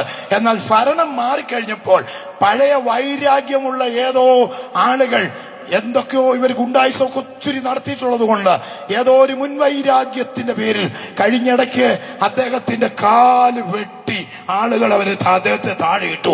കൊല്ലാനായിട്ട് വട്ടം നിന്ന് വെട്ടിയെങ്കിലും ഇയാളൊരു ജിമ്മ് നടത്തുന്ന ആളായതുകൊണ്ട് ഇതിനിടയിൽ നിന്ന് അത്ഭുതകരമായി വഴുതി അദ്ദേഹം രക്ഷപ്പെട്ട് തന്റെ 7ാം നിലയുടെ മുകളിൽ കയറിയിട്ട് ഇനിയും ജീവിച്ചിരുന്നിട്ട് കാര്യമില്ല, വല്ലവരും വെട്ടിക്കൊല്ലുന്നതിലും നല്ല ചത്തേക്കാന്നും പറഞ്ഞ് അദ്ദേഹം എടുത്തു ചാടാൻ തുടങ്ങിയപ്പോൾ എല്ലാവരുടെയും ഈ മൊബൈൽ വേദോസോ ഇല്ലേലും ഈ മൊബൈലുള്ളതോർത്ത് ഞാനിപ്പോ ദൈവത്തെ സ്തുതിക്കുകയാണ്. കാരണം ഇതിനകത്തൂടെ ഇപ്പൊ സുവിശേഷം വരുന്നുണ്ട്. ഹല്ലേലൂയ. നമ്മുടെ പോക്കറ്റിൽ സുവിശേഷം എത്താൻ ഒരു പരിധി വരെ ഈ സാധനം ഇപ്പൊ കൊള്ളാം. ഇത് മിസ്യൂസ് ചെയ്യുന്നവരുണ്ടെങ്കിലും ഇത് നല്ല രീതിയിൽ ഉപയോഗിച്ചാൽ ഇതിനകത്തൂടെ സുവിശേഷം നമുക്ക് എത്തിക്കാം. ഹല്ലേലൂയ. അപ്പൊ ഇതിനകത്തൊരു ഫോൺ വന്നു, അതിങ്ങനെ ഓഫ് ചെയ്തു, അതെടുത്തില്ല, അതിങ്ങനെ തോണ്ടി അങ്ങ് വിട്ടു. പക്ഷേ അങ്ങനെ തോണ്ടി കളഞ്ഞിട്ട് പെട്ടെന്ന് നോക്കിയപ്പോൾ കൃപയാൽ ബോംബെയിലുള്ള ഒരു ചാനലുകാര് എന്നെ ഇന്റർവ്യൂ ചെയ്ത ഏതാണ്ട് 1,10,000 പേര് കണ്ടു കഴിഞ്ഞ ഒരു ഇന്റർവ്യൂ. അതിന്റെ ഹെഡിങ് ഇങ്ങനെയാണ്: കടം കയറി നാട് വിടാൻ തുടങ്ങിയവൻ നാട് മുഴുവൻ ഓടുന്നു. അത് ഓട്ടോ പ്ലേ ആയതുകൊണ്ട് തന്നെ ഓണായി. അപ്പൊ ഇങ്ങനെ കേൾക്കാൻ തുടങ്ങി. കേട്ട് വന്നപ്പോൾ ഞാൻ അതിനകത്ത് പറയുന്നുണ്ട്, റാന്നി പൊന്തമ്പുഴ വനത്തിന്റെ അകത്തൂടെ പോലീസുകാരെ പേടിച്ച് RC ബുക്ക് പോലും ഇല്ലാത്ത ഒരു വാഹനത്തിൽ മണിമല നടന്ന ഒരു പാസ്റ്ററുടെ വീട്ടിൽ എന്നെ ഒരാൾ പ്രാർത്ഥനയ്ക്ക് കൊണ്ടുപോകുമ്പോൾ അന്ന് അവിടെ കേട്ട ദൈവിക ആലോചനയാണ് ഇന്ന് എന്റെ ജീവിതത്തിന് വഴിത്തിരിവായതെന്ന് അതിനകത്ത് പറയുമ്പോൾ ഈ ജോറച്ചായന്റെ അനുഭവങ്ങൾ അത് എങ്ങനെയാണെന്നറിയാമോ? ചില വർഷങ്ങൾക്ക് മുമ്പ് ഈ ജോറച്ചായൻ റാന്നി യുവറാണി എന്ന് പറയുന്ന ഹോട്ടലിനകത്ത് മദ്യപിക്കാൻ കയറി. അന്ന് അവിചാരിതമായി അവിടെ നടന്ന വലിയൊരു അടിപിടിയിൽ ഈ ജോറച്ചാനെ അന്ന് അവിടുത്തെ സർക്കിളായിരുന്ന ബെഞ്ചമിൻ അറസ്റ്റ് ചെയ്യാൻ വേണ്ടി ഓടിച്ചപ്പോൾ അദ്ദേഹം ഈ പൊന്തമ്പുഴ വനത്തിനകത്താണ് ഒളിച്ചിരുന്ന് ചില നാളുകൾ മദ്യപിച്ച് രക്ഷപ്പെട്ടത്. അപ്പൊ ഇദ്ദേഹം കേൾക്കുകയാണ്, അയ്യോ ഞാൻ ഒളിച്ചിരുന്ന പൊന്തമ്പുഴ വനത്തിനകത്തൂടെ RC ബുക്ക് പോലും ഇല്ലാതെ ഒരുത്തൻ അത് പ്രാർത്ഥനയ്ക്ക് പോയി. അവനിപ്പോ ഇങ്ങനായെങ്കിൽ ആരോ തന്റെ മനസ്സിൽ പറയുക, നീ അവനെ ചെന്ന് കാണാൻ പറഞ്ഞു. അങ്ങനെ തന്റെ വാഹനമൊക്കെ അവിടെ ഇട്ടിട്ട് താന് സർക്കാർ ബസ്സിന് കയറി അത് കമ്പം തേനി കൂടെ ഞങ്ങളുടെ വീട്ടിൽ വന്ന് എന്നോട് പറഞ്ഞു, എന്നെ രക്ഷിക്കണം. പാസ്റ്ററുടെ സാക്ഷ്യം കേട്ടു. അന്ന് ഏതായാലും ഭാഗ്യവശാൽ ഞങ്ങളുടെ ക്യാമ്പ് നടക്കുന്ന ദിവസങ്ങളായിരുന്നു. എല്ലാ മാസത്തിന്റെ അവസാനത്തെ തിങ്കൾ ചൊവ്വ ബുധൻ ക്യാമ്പിൽ പങ്കെടുത്തോളാൻ പറഞ്ഞു. കൃപയാൽ ഈ എളിയ കരം ആ മനുഷ്യന്റെ മേൽ, ആ വലിയ മനുഷ്യന്റെ മേൽ വെച്ചപ്പോൾ ബൈബിള് പറയുന്നു, സുവിശേഷം പറയുന്നിടത്ത് ഭൂതങ്ങൾ വിട്ടുപോകും. കഴിഞ്ഞ നാളുകളിൽ ആ മനുഷ്യനെ ബന്ധിച്ച് ഒരിക്കലും ദൈവത്തിന് ഇഷ്ടമില്ലാത്ത പ്രവർത്തികൾ തന്നെ കൊണ്ട് ചെയ്യിപ്പിച്ച, താനല്ല തന്നെ അടിമപ്പെടുത്തി അത് തന്നെ കൊണ്ട് ചെയ്യിപ്പിച്ചുകൊണ്ടിരുന്ന, അതുകൊണ്ടാണ് പൗലോസ് പറഞ്ഞത്, ഇരുളിന്റെ അധികാരത്തിൽ നിന്ന് അവരെ വിടുവിക്കേണ്ടതിന് ഞാനിപ്പോൾ നിന്നെ അവരുടെ അയച്ചിരിക്കുന്നു. അന്ന് രാത്രി ആ മനുഷ്യന്റെ പൈശാചിക ശക്തികൾ ആ മനുഷ്യൻ നിന്ന് ഇളകിപ്പോയപ്പോൾ അയാൾ കർത്താവിന് തന്റെ ജീവിതം സമർപ്പിച്ചു. ഞാനിതിനെ ഇപ്പൊ ഇത് പറഞ്ഞെന്നറിയ സമയമില്ലാത്ത സമയത്ത് ഒരു സുവിശേഷ പ്രാസംഗികൻ ഇങ്ങനെ പ്രസംഗിച്ചുകൊണ്ടിരുന്നപ്പോ പ്രസംഗത്തിനിടയ്ക്ക് ഒരു അമ്മച്ചി ഭയങ്കര കരച്ചില്. അപ്പൊ ഭാഷ വിചാരിച്ചു യോഗം കഴിയുമ്പം അമ്മച്ചിയോട് ചോദിക്കണം, ഞാൻ ഏത് പോയിന്റ് പറഞ്ഞപ്പോഴാണ് അമ്മച്ചി ഇത്രയും വാ വിട്ട് കരഞ്ഞത്? കാരണം ഭാഷക്കും തോന്നി ഞാൻ എന്തോ വലിയ പോയിന്റാ പറയുന്നത്, അല്ലെ അമ്മച്ചി ഇങ്ങനെ കരയത്തില്ല. ഏത് പോയിന്റ് പറഞ്ഞപ്പോഴാണ് അമ്മച്ചി കരഞ്ഞെന്നുള്ളത് ഒത്തിരി പറഞ്ഞുകൊണ്ട് ഭാഷക്ക് അറിയത്തില്ല ഏത് പറഞ്ഞപ്പോഴാണ് കരഞ്ഞത്. അതുകൊണ്ട് ആ പോയിന്റ് ഒന്ന് മനസ്സിലാക്കി വെച്ചാൽ ഇനി പോകുന്നിടത്ത് അത്യാവശ്യമായിട്ട് ഇതങ്ങ് പറയാമെങ്കിൽ ആൾക്കാർ കരഞ്ഞോളൂല്ലോ എന്ന് ഓർത്ത് യോഗം കഴിഞ്ഞുടനെ ആവേശത്തോടെ എന്ന് ചോദിച്ചു, ഭാഷേ അമ്മച്ചിയെ ഞാൻ ഏത് ഭാഗം പറഞ്ഞപ്പോഴാണ് അമ്മച്ചിക്ക് പിടിച്ചു നിൽക്കാൻ പറ്റാതെ അമ്മച്ചി കരഞ്ഞെന്ന്? അമ്മച്ചി പറയാം, ഇടപെട്ട ഒന്നുമല്ല, ഭാഷ പ്രസംഗിച്ചുകൊണ്ടിരിക്കുമ്പോഴേ ഞാൻ ഓർത്തതേ പഞ്ചായത്തിൽ നിന്നൊരു മുട്ടനാടിനെ പണ്ട് കിട്ടിയായിരുന്നു, അതങ്ങ് ചത്തുപോയി. പക്ഷെ ഭാഷയുടെ താടി ഇങ്ങനെ അനങ്ങുമ്പോഴൊക്കെ എനിക്ക് എന്റെ ആടിനെ കുറിച്ചുള്ള ഓർമ്മ വന്ന് കരയുമായിരുന്നു. എനിക്കിത് രസകരമായി തോന്നിയെങ്കിലും ഞാൻ ഇങ്ങനെ ചിന്തിച്ചു, എടാ, ഒരു ഉപദേശിയുടെ താടിമീശ ഇങ്ങനെ അനങ്ങുന്നതിനകത്തൂടെ ഒരിടപെടിയിലുണ്ടെങ്കിൽ ഇന്ന് രാത്രി എന്റെ അനുഭവങ്ങൾക്കകത്തൂടെയും ഒരിടപെടിയിലുണ്ടാകും. സ്തോത്രം, സ്തോത്രം. ഞാൻ വിശ്വസിക്കുന്നു. ആ ഒരു മനുഷ്യൻ വിടുവിക്കപ്പെട്ടതിന്റെ പേരിൽ ഇത് എത്ര പേരാണെന്നറിയോ ദൈവത്തെ അറിഞ്ഞുകൊണ്ടിരിക്കുന്നു. സ്തോത്രം. അപ്പൊ ഞാൻ ഒന്ന് രണ്ട് അനുഭവം, ഞാൻ വചനത്തിൽ തന്നെ നിൽക്കാൻ വന്ന, പക്ഷെ ഒന്ന് രണ്ട് അനുഭവം ഒന്ന് പറഞ്ഞോട്ടെ. ഒരു ഗതി പരഗതി ഇല്ലാതെ ഞങ്ങളുടെ വീട്ടിൽ അപ്പച്ച് പപ്പ കുടിച്ചു കുടിച്ചു കുടിച്ചു കുടിച്ചു കുടിച്ച് അവസാനം ആന്തരിക അവയവങ്ങളെല്ലാം നഷ്ടപ്പെട്ട് ഈ കോട്ടയം ജില്ലാശുപത്രി മരണപ്പെട്ട് എന്റെ അപ്പന്റെ ശവശരീരം റാന്നിയിലെ സെമിത്തേരിയിൽ അടക്കം ചെയ്തിട്ട് എന്റെ മൂത്ത ജ്യേഷ്ഠൻ വീട്ടിലോട്ടല്ല വന്നത്, അവൻ ബാറിലോട്ടാ പോയത്. കാരണം ഞങ്ങൾക്ക് കുടിക്കാനും വസ്തുവിക്കാനും തല്ലാനും അറിയത്തുള്ളായിരുന്നു. അപ്പൊ മരിച്ചതിന് ശേഷം ആരെങ്കിലും ഈ കുടി ഏറ്റെടുക്കണമല്ലോ. വല്യപ്പന്റെ കാലം മുകളിലെ കുടിയാ, മൂത്തയേട്ടൻ ഏറ്റെടുത്തു.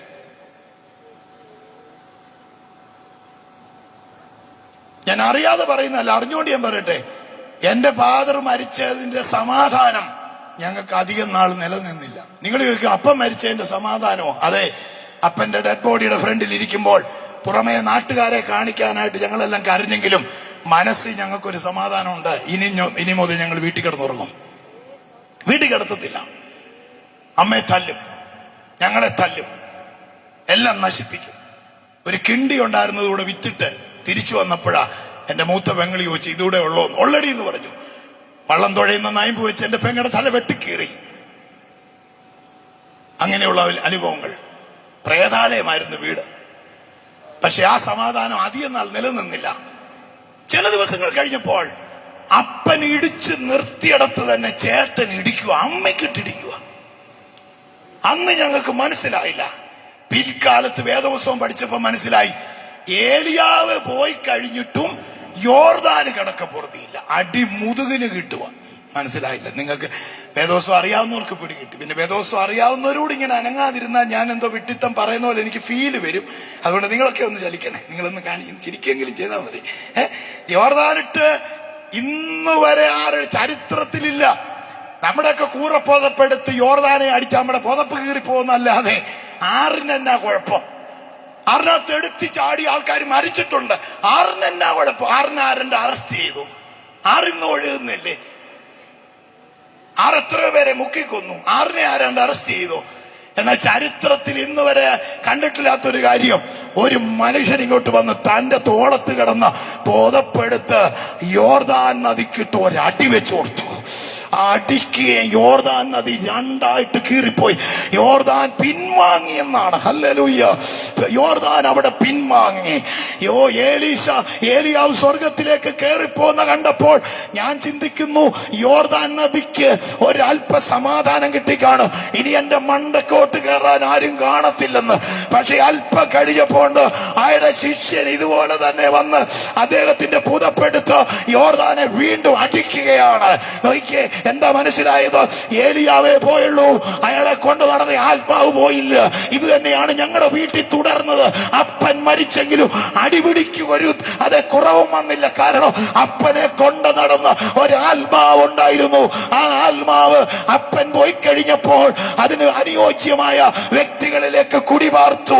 അതുകൊണ്ടാണ് പ്രശ്നങ്ങൾ വീണ്ടും ഞങ്ങളുടെ കുടുംബത്തിൽ അത് തുടർന്നുകൊണ്ടേയിരുന്നത്. എന്നാൽ 2002 ഹല്ലേലൂയ ചില സത്യങ്ങൾ തിരിച്ചറിയുവാനും അത് പരിശുദ്ധാത്മാവിനെ പ്രാപിച്ച് ലോകത്തിലുള്ളവനെക്കാട്ടിലും വലിയവനെ പ്രാപിച്ചിട്ട് യേശു പറഞ്ഞതുപോലെ അധികാരത്തോടെ മലകളോട് കൽപ്പിച്ചാൽ മല നീങ്ങുമെന്നും കാട്ടത്തികളോട് കൽപ്പിച്ചാൽ അത് വേരോടെ പിഴുതു പോകുമെന്നുമുള്ള ദൈവവചനത്തിന്റെ അടിസ്ഥാനത്തിൽ ചില സത്യങ്ങൾ തിരിച്ചറിഞ്ഞ് ചിലതൊക്കെ പ്രാപിച്ച് ചിലതൊക്കെ അല്ല ഞാൻ പരിചയപ്പെടുത്തിയ പരിശുദ്ധാത്മാവിനെ പ്രാപിക്കുവാനും അന്ധകാര ശക്തികളോട് കടക്കു പുറത്തുനിന്ന് അധികാരത്തോടെ ഏതെങ്കിലും പാസ്റ്റർമാരെ കൊണ്ടല്ല, അച്ഛന്മാരെ കൊണ്ടോ തിരുവേനിമാരെ കൊണ്ടോ അല്ല. എന്റെ കർത്താവ് പറഞ്ഞു, നിങ്ങൾ ഭൂമിയിൽ അഴിക്കുന്നത് സ്വർഗത്തിലും അഴിയും, നിങ്ങൾ ഭൂമിയിൽ കെട്ടുന്നതൊക്കെയും സ്വർഗത്തിലും കെട്ടപ്പെടും. അതേ, പാമ്പുകളെയും തേളുകളെയും ശത്രുവിന്റെ സകല ബലത്തെയും ചവിട്ടുവാൻ ഞാൻ നിങ്ങൾക്ക് അധികാരം തരികയാണ്. അവ ഇനിയും ഒരു ദോഷവും നിങ്ങൾക്ക് വരുത്തുകയില്ല. അപ്പനെ ഒരുപാട് പ്രാഗിയിട്ടുണ്ട്. ചേട്ടനെ ഒരുപാട് പ്രാഗി. പക്ഷെ ഇന്ന് അപ്പനുണ്ടായിരുന്നെങ്കിൽ കെട്ടിപ്പിടിച്ച് എല്ലാ ദിവസവും ഉമ്മ കൊടുത്തേനെ. വേദോത്സവം വായിക്കാൻ വൈകിപ്പോയി. തന്നെ കാണിച്ചു കൊടുത്ത് 30 വെള്ളിക്കാശ് കീശയിലാക്കിയ യൂദ കയറി വന്നപ്പോൾ ദ്രോഹി കൂട്ടത്തിൽ നടന്നിട്ട് കാലാ ചവിട്ടുന്നോ എന്നൊന്നും യേശു ചോദിച്ചില്ല. യേശു യൂദായെ അഭിസംബോധന ചെയ്തത് സ്നേഹിത. എങ്ങനെ കഴിയുന്നു? നമ്മളെ കൊണ്ട് കഴിയൂ? നമ്മുടെ കൂട്ടത്തിൽ നടന്നേച്ച്, നമ്മുടെ കാര്യം ഏതോ കേന്ദ്രത്തിൽ ചെന്ന് പറഞ്ഞേച്ച്, നമ്മുടെ പേര് കാശും മേടിച്ചേച്ച്, നമ്മളെ ഗുണ്ടകളെ കൊണ്ട് തല്ലിക്കാൻ ഗുണ്ടകൾക്ക് കാണിച്ചു കൊടുത്താൽ അവനെ പിന്നെ കാണുമ്പോ എന്തുമായിരിക്കും പ്രതികരണം? എടാ, ആദ്യമായിട്ട് കണ്ടിട്ട് പോലും എന്നെ ചെല്ലു കണ്ടപ്പം മനസ്സിലായില്ല.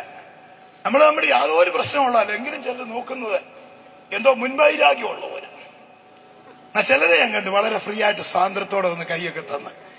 കാരണം എന്നാന്ന് ചോദിച്ചാൽ അങ്ങനെ നമ്മുടെ പ്രകൃതം. ഒന്നും ഇല്ലാഞ്ഞിട്ട് തന്നെ നമുക്ക് എല്ലാവരോടും കയറി മിണ്ടാനോ ഒന്ന് ഫ്രീ ആയിട്ട് സംസാരിക്കാനോ ഒന്നും നമുക്ക് കഴിയുന്നില്ല. അപ്പൊ ഇങ്ങനെ ഒരു പശ്ചാത്തലത്തിൽ ഒരു മനുഷ്യൻ നമ്മുടെ മുമ്പിൽ വന്ന് പെട്ടാൽ അന്നേരം നമ്മൾ ആത്മീയരാണോ അല്ലയോ എന്നൊക്കെ അറിയുന്നല്ല. തമ്പേറടി ഇങ്ങോട്ട് കേൾക്കുമ്പോ നമ്മൾ പാട്ടുപാടി ആരാധിക്കുന്ന പോലൊന്നും അല്ല. സ്തോത്രം. എനിക്ക് അപ്പോസ്തലപ്രവൃത്തി 13 ഞാൻ പൗലോസിനെ കുറിച്ച് വായിച്ചു. ഒരു മനുഷ്യൻ പൗലോസിന്റെ സുവിശേഷ പ്രവർത്തനത്തെ തടയാൻ വന്നു. ഏലിമാസ് എന്ന് പറയുന്ന ഒരാള്.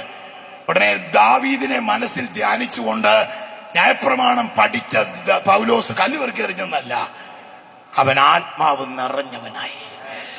ശരിയായ ആത്മീയൻ പ്രതിസന്ധി വരുമ്പോഴാണ് അവന്റെ അഭിഷേകമൊക്കെ തലപൊക്കുന്നേ. പ്രയാസങ്ങളും പ്രശ്നങ്ങളും ഒക്കെ വരുമ്പോഴാണ് അവന്റെ ആത്മീയത ശരിക്കും ജ്വലിക്കുന്നത്. Hallelujah, hallelujah. ഏതെങ്കിലും ദേവാലയത്തിനകത്ത് ക്രമീകരിക്കപ്പെട്ട പ്രാർത്ഥനയ്ക്കകത്ത് പ്രാസമൊപ്പിച്ച് പ്രസംഗം കേൾക്കുമ്പോൾ അറിയാതെ സ്വത്രം പറയുന്നതല്ല ആത്മീയത എന്ന് പറയുന്നത്. ഒരു പ്രതിസന്ധിക്കകത്ത് നിൽക്കുമ്പോൾ ഒരു ഭക്തന്റെ യഥാർത്ഥ ആത്മീയത വെളിപ്പെടും. ഞാൻ അത്ഭുതപ്പെട്ടു പോയി. വസ്ത്രം വലിച്ചുരിഞ്ഞ് കാലുകൾ ആമത്തിലാക്കി, ഹല്ലേലൂയ, ഒരിക്കലും അത് ജാമ്യം കിട്ടാത്ത ഒരു മതനിന്ദ എന്നുള്ള കേസ് ചുമത്തി പൗലോസിനെയും ശീലാസിനെയും വളരെ ഉപദ്രവിച്ച് അതേ ജയിലിന്റെ അകത്ത് പൂട്ടിയിട്ടിരിക്കുമ്പോൾ അർദ്ധരാത്രിയിൽ എഴുന്നേറ്റ് അവർ പാടി സ്തുതിക്കുകയാണ്. ഹല്ലേലൂയ. നല്ല മനോഹരമായ വീടുകൾ ദൈവം നമുക്ക് തന്നു, AC റൂമുകൾ തന്നു, നല്ല കട്ടില് തന്നു, ഇഷ്ടംപോലെ പണം തന്നു. എന്നിട്ടും രാത്രിയിൽ ഒന്ന് എഴുന്നേറ്റ് ഒരു വാക്ക് സ്തോത്രം ചെയ്യാൻ, യാമാരംഭത്തിൽ എഴുന്നേറ്റ് ഒന്ന് പ്രാർത്ഥിക്കാൻ പോലും കഴിയാതെ ഇന്ന് നമ്മളൊക്കെ പുറമോട്ട് പോകുമ്പോൾ വസ്ത്രമില്ലാതിരിക്കുമ്പോഴും കാരാഗ്രഹത്തിന്റെ ഉള്ളറയിലും ആരാധിച്ച ഭക്തന്മാരുണ്ട്. വിശ്വസിക്കുന്നവർക്കായി ഞാൻ കർത്താവിനെ സ്തുതിക്കുകയാണ്. ഇവരെയൊക്കെ വെച്ച് നമ്മളെ ന്യായം വിധിക്കുന്ന ഒരു കാലമുണ്ട്. നമ്മളൊക്കെ സുഖ സൗകര്യങ്ങളൊക്കെ വെച്ച് നോക്കിയാൽ നമ്മൾ കൊച്ചു സ്വർഗത്തിലായി ജീവിക്കും. ഇന്നിവിടെ വരെ വന്നത് AC കാറിനകത്താ. പൗലോസ് സുവിശേഷം പറയാൻ പോയത് എത്ര നാളുകൊണ്ടൊക്കെ ശീതകാലവും അല്ലേ ഒക്കെ കാലത്ത് കപ്പലിലൊക്കെ പോവാന്ന് പറഞ്ഞാൽ ഒന്നും ഞാൻ വിശദീകരിക്കുന്നില്ല. ഞാൻ പറഞ്ഞു വന്നത് എന്നാന്നറിയാമോ? കൂടപ്പിറപ്പുകളെ, ഇങ്ങനെ ഞങ്ങള് എല്ലാം നഷ്ടപ്പെട്ട് വിദ്യാഭ്യാസം തകർന്നു കഴിഞ്ഞപ്പോ അമ്മയുടെ ആങ്ങളമാര് കസ്റ്റംസ് ഇൻസ്പെക്ടർമാരാ. ഞാനിന്ന് രാത്രി ഒത്തിരി പ്രസംഗിച്ചില്ലേലും ഈ സദ്യ വിളമ്പുന്നതിന് മുമ്പ് എത്ര വിശപ്പുണ്ടെങ്കിലും ഇങ്ങോട്ട് ഇടെന്ന് പറയാൻ പറ്റുമോ? ഒരുത്തനാദ്യം കാലി ഇലയുമായിട്ട് വരും. ഈ ഇല തിന്നാനുള്ളതല്ല, പക്ഷെ ഇല അവിടെ ഇടുന്നത് അടുത്ത ആള് വരുമ്പോൾ വിളമ്പാനുള്ള ഒരു ക്രമീകരണമാണ്. ഒരുപക്ഷെ ഈ ആദ്യ ദിവസം നിങ്ങളുടെ ഹൃദയത്തിൽ ഒരു ഇല ഇട്ടുപോയാൽ വരും ദിവസങ്ങളിൽ വിളമ്പുന്നത് ശരിക്കും ലുദിയയ്ക്ക് പ്രയോജനപ്പെട്ട പോലെ പ്രയോജനപ്പെടും. കാരണം ദൈവം ലുദിയുടെ ഹൃദയം തുറന്നു വെച്ചതുകൊണ്ട് പൗലോസ് പ്രസംഗിച്ചത് ശ്രദ്ധിച്ചത്. വലിയ ശുശ്രൂഷകന്മാരൊക്കെ നാളുകളിൽ ഇവിടെ പ്രസംഗിക്കാൻ പോവുക. അതൊക്കെ നിങ്ങൾക്ക് പ്രയോജനപ്പെടുമെങ്കിൽ നിങ്ങളുടെ പരമാർത്ഥ മനസ്സ് ഇന്ന് രാത്രി ഒന്ന് ഉണർത്തപ്പെടട്ടെ. ആ കരമടിച്ച് ദൈവത്തെ ഒന്ന് സ്തുതിച്ചു. ഹല്ലേലൂയ. ഞങ്ങളുടെ അമ്മയുടെ ആങ്ങളമാരൊക്കെ പിന്നെ കസ്റ്റംസ് ഇൻസ്പെക്ടർമാർ. കാരണം പൊങ്ങച്ചൊന്നും അല്ലേ പറയുന്നത്. ഞാൻ മനസ്സ് തുറന്നങ്ങ് പറയും. പൊങ്ങച്ചത്തിനായിരുന്നെങ്കിൽ ആദ്യമേ കയറി പറയണോ പ്രീ ഡിഗ്രി പോലും തോറ്റവനാണ്. ഇതൊക്കെ ആദ്യമേ പറയുന്നത് എന്തിനാണെന്നറിയാവോ? ഇതൊന്നും വെച്ച് കെട്ടി വിദ്യാഭ്യാസത്തിന്റെ കൂടുതൽ കൊണ്ടൊന്നും പറയുന്നതല്ല. ഒന്നും അറിയാൻ വയ്യാതെ ഇതുമായിട്ടൊന്നും യാതൊരു ബന്ധവും ഇല്ലാതെ നടന്നെടുത്തുന്ന് അഭിഷേകം വന്ന് പരിശുദ്ധാത്മാവ് വന്ന് 4 കാര്യം പറയാൻ ബലപ്പെടുത്തിയതല്ലാതെ സ്വന്തം കഴിവോ സ്വന്തം മിടുക്കോ കൊണ്ടല്ല ഇന്ന് ഈ സ്റ്റേജിൽ നിൽക്കുന്നത്. അല്ലെങ്കിൽ പൗലോസ് പറഞ്ഞൊരു വാക്കുണ്ട്, എന്നെ ശക്തനാക്കുന്നവൻ മുഖാന്തരം ഞാൻ സകലത്തിലും മതിയാകുന്നു. അതൊന്ന് തെളിയിച്ച് പറയാൻ ആഗ്രഹിക്കും. കാരണം ഞാൻ ഇനി വാങ്ങാൻ നിർത്തുമെന്ന് കല്യാണം കഴിക്കുന്നില്ല. കാരണം എനിക്കൊരു ഭാര്യയും 3 കുഞ്ഞുങ്ങളുണ്ടെന്ന് പറഞ്ഞല്ലോ. ഒറ്റ ഉദ്ദേശമേ ഉള്ളൂ, ഞാൻ ഈ കണ്ടെത്തിയ സത്യവും എനിക്ക് കിട്ടിയ സമാധാനവും ഞാൻ ഇന്ന് അനുഭവിക്കുന്ന സന്തോഷം, സമൃദ്ധി, ഇതൊക്കെ ആളുകളോട് പറയണം. അത് അറിഞ്ഞിട്ട് അവരും ഇത് ശ്രദ്ധിച്ചാൽ ഒരു ദിവസം മുമ്പേ നിന്റെ പ്രശ്നം മാറും. ഒരു ദിവസം മുമ്പേ നിങ്ങളുടെ പ്രയാസങ്ങൾ മാറും. യേശു ആഹ്വാനം ചെയ്തൊരു വാക്ക് കേട്ടോ, അധ്വാനിക്കുന്നവരും ഭാരം ചുമക്കുന്നവരുമേ നിങ്ങൾ എല്ലാവരും എന്റെ അടുക്ക വരിക. യേശു കർത്താവ് തെരഞ്ഞു നടന്നത് അവരെയാണ്. കൂടുതൽ ഭാരങ്ങൾ ചുമക്കുന്ന, ഒത്തിരി അധ്വാനിക്കുന്ന ആളുകളോട് പറയാ, ഇത്രയൊന്നും അധ്വാനിച്ചില്ലെങ്കിലും ഈ ഭാരമെല്ലാം നീ ചുമന്നുകൊണ്ട് നടക്കേണ്ട ആവശ്യമൊന്നുമില്ല. നിന്റെ ഭാരം എന്റെ മേലിട്ടുകൊള്ളുക. കാരണം വേദപുസ്തകത്തിന്റെ തുടക്കം നാം വായിക്കുമ്പോൾ ആദാം എന്ന ആ മനുഷ്യൻ വധുവിനെ ആവശ്യമുണ്ടെന്ന് പറഞ്ഞ് മാട്രിമോണിക്കകത്ത് രജിസ്റ്റർ ചെയ്ത് 3000 രൂപ അടച്ചേച്ചിരിക്കുകയല്ല, അവൻ അവിടെ കിടന്ന് ഉറങ്ങുകയാണ്.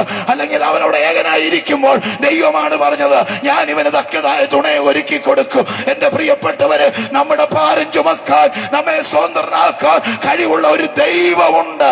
വിശ്വസിക്കുന്നവർക്കായി ഞാൻ ദൈവത്തെ വാഴ്ത്തുകയാണ്. ആ ദൈവവുമായുള്ള ബന്ധമില്ലാത്തവനാണ് സ്വയം ഭാരങ്ങൾ ചുമക്കേണ്ടത്, സ്വയമായിട്ട് അധ്വാനിക്കേണ്ടത്.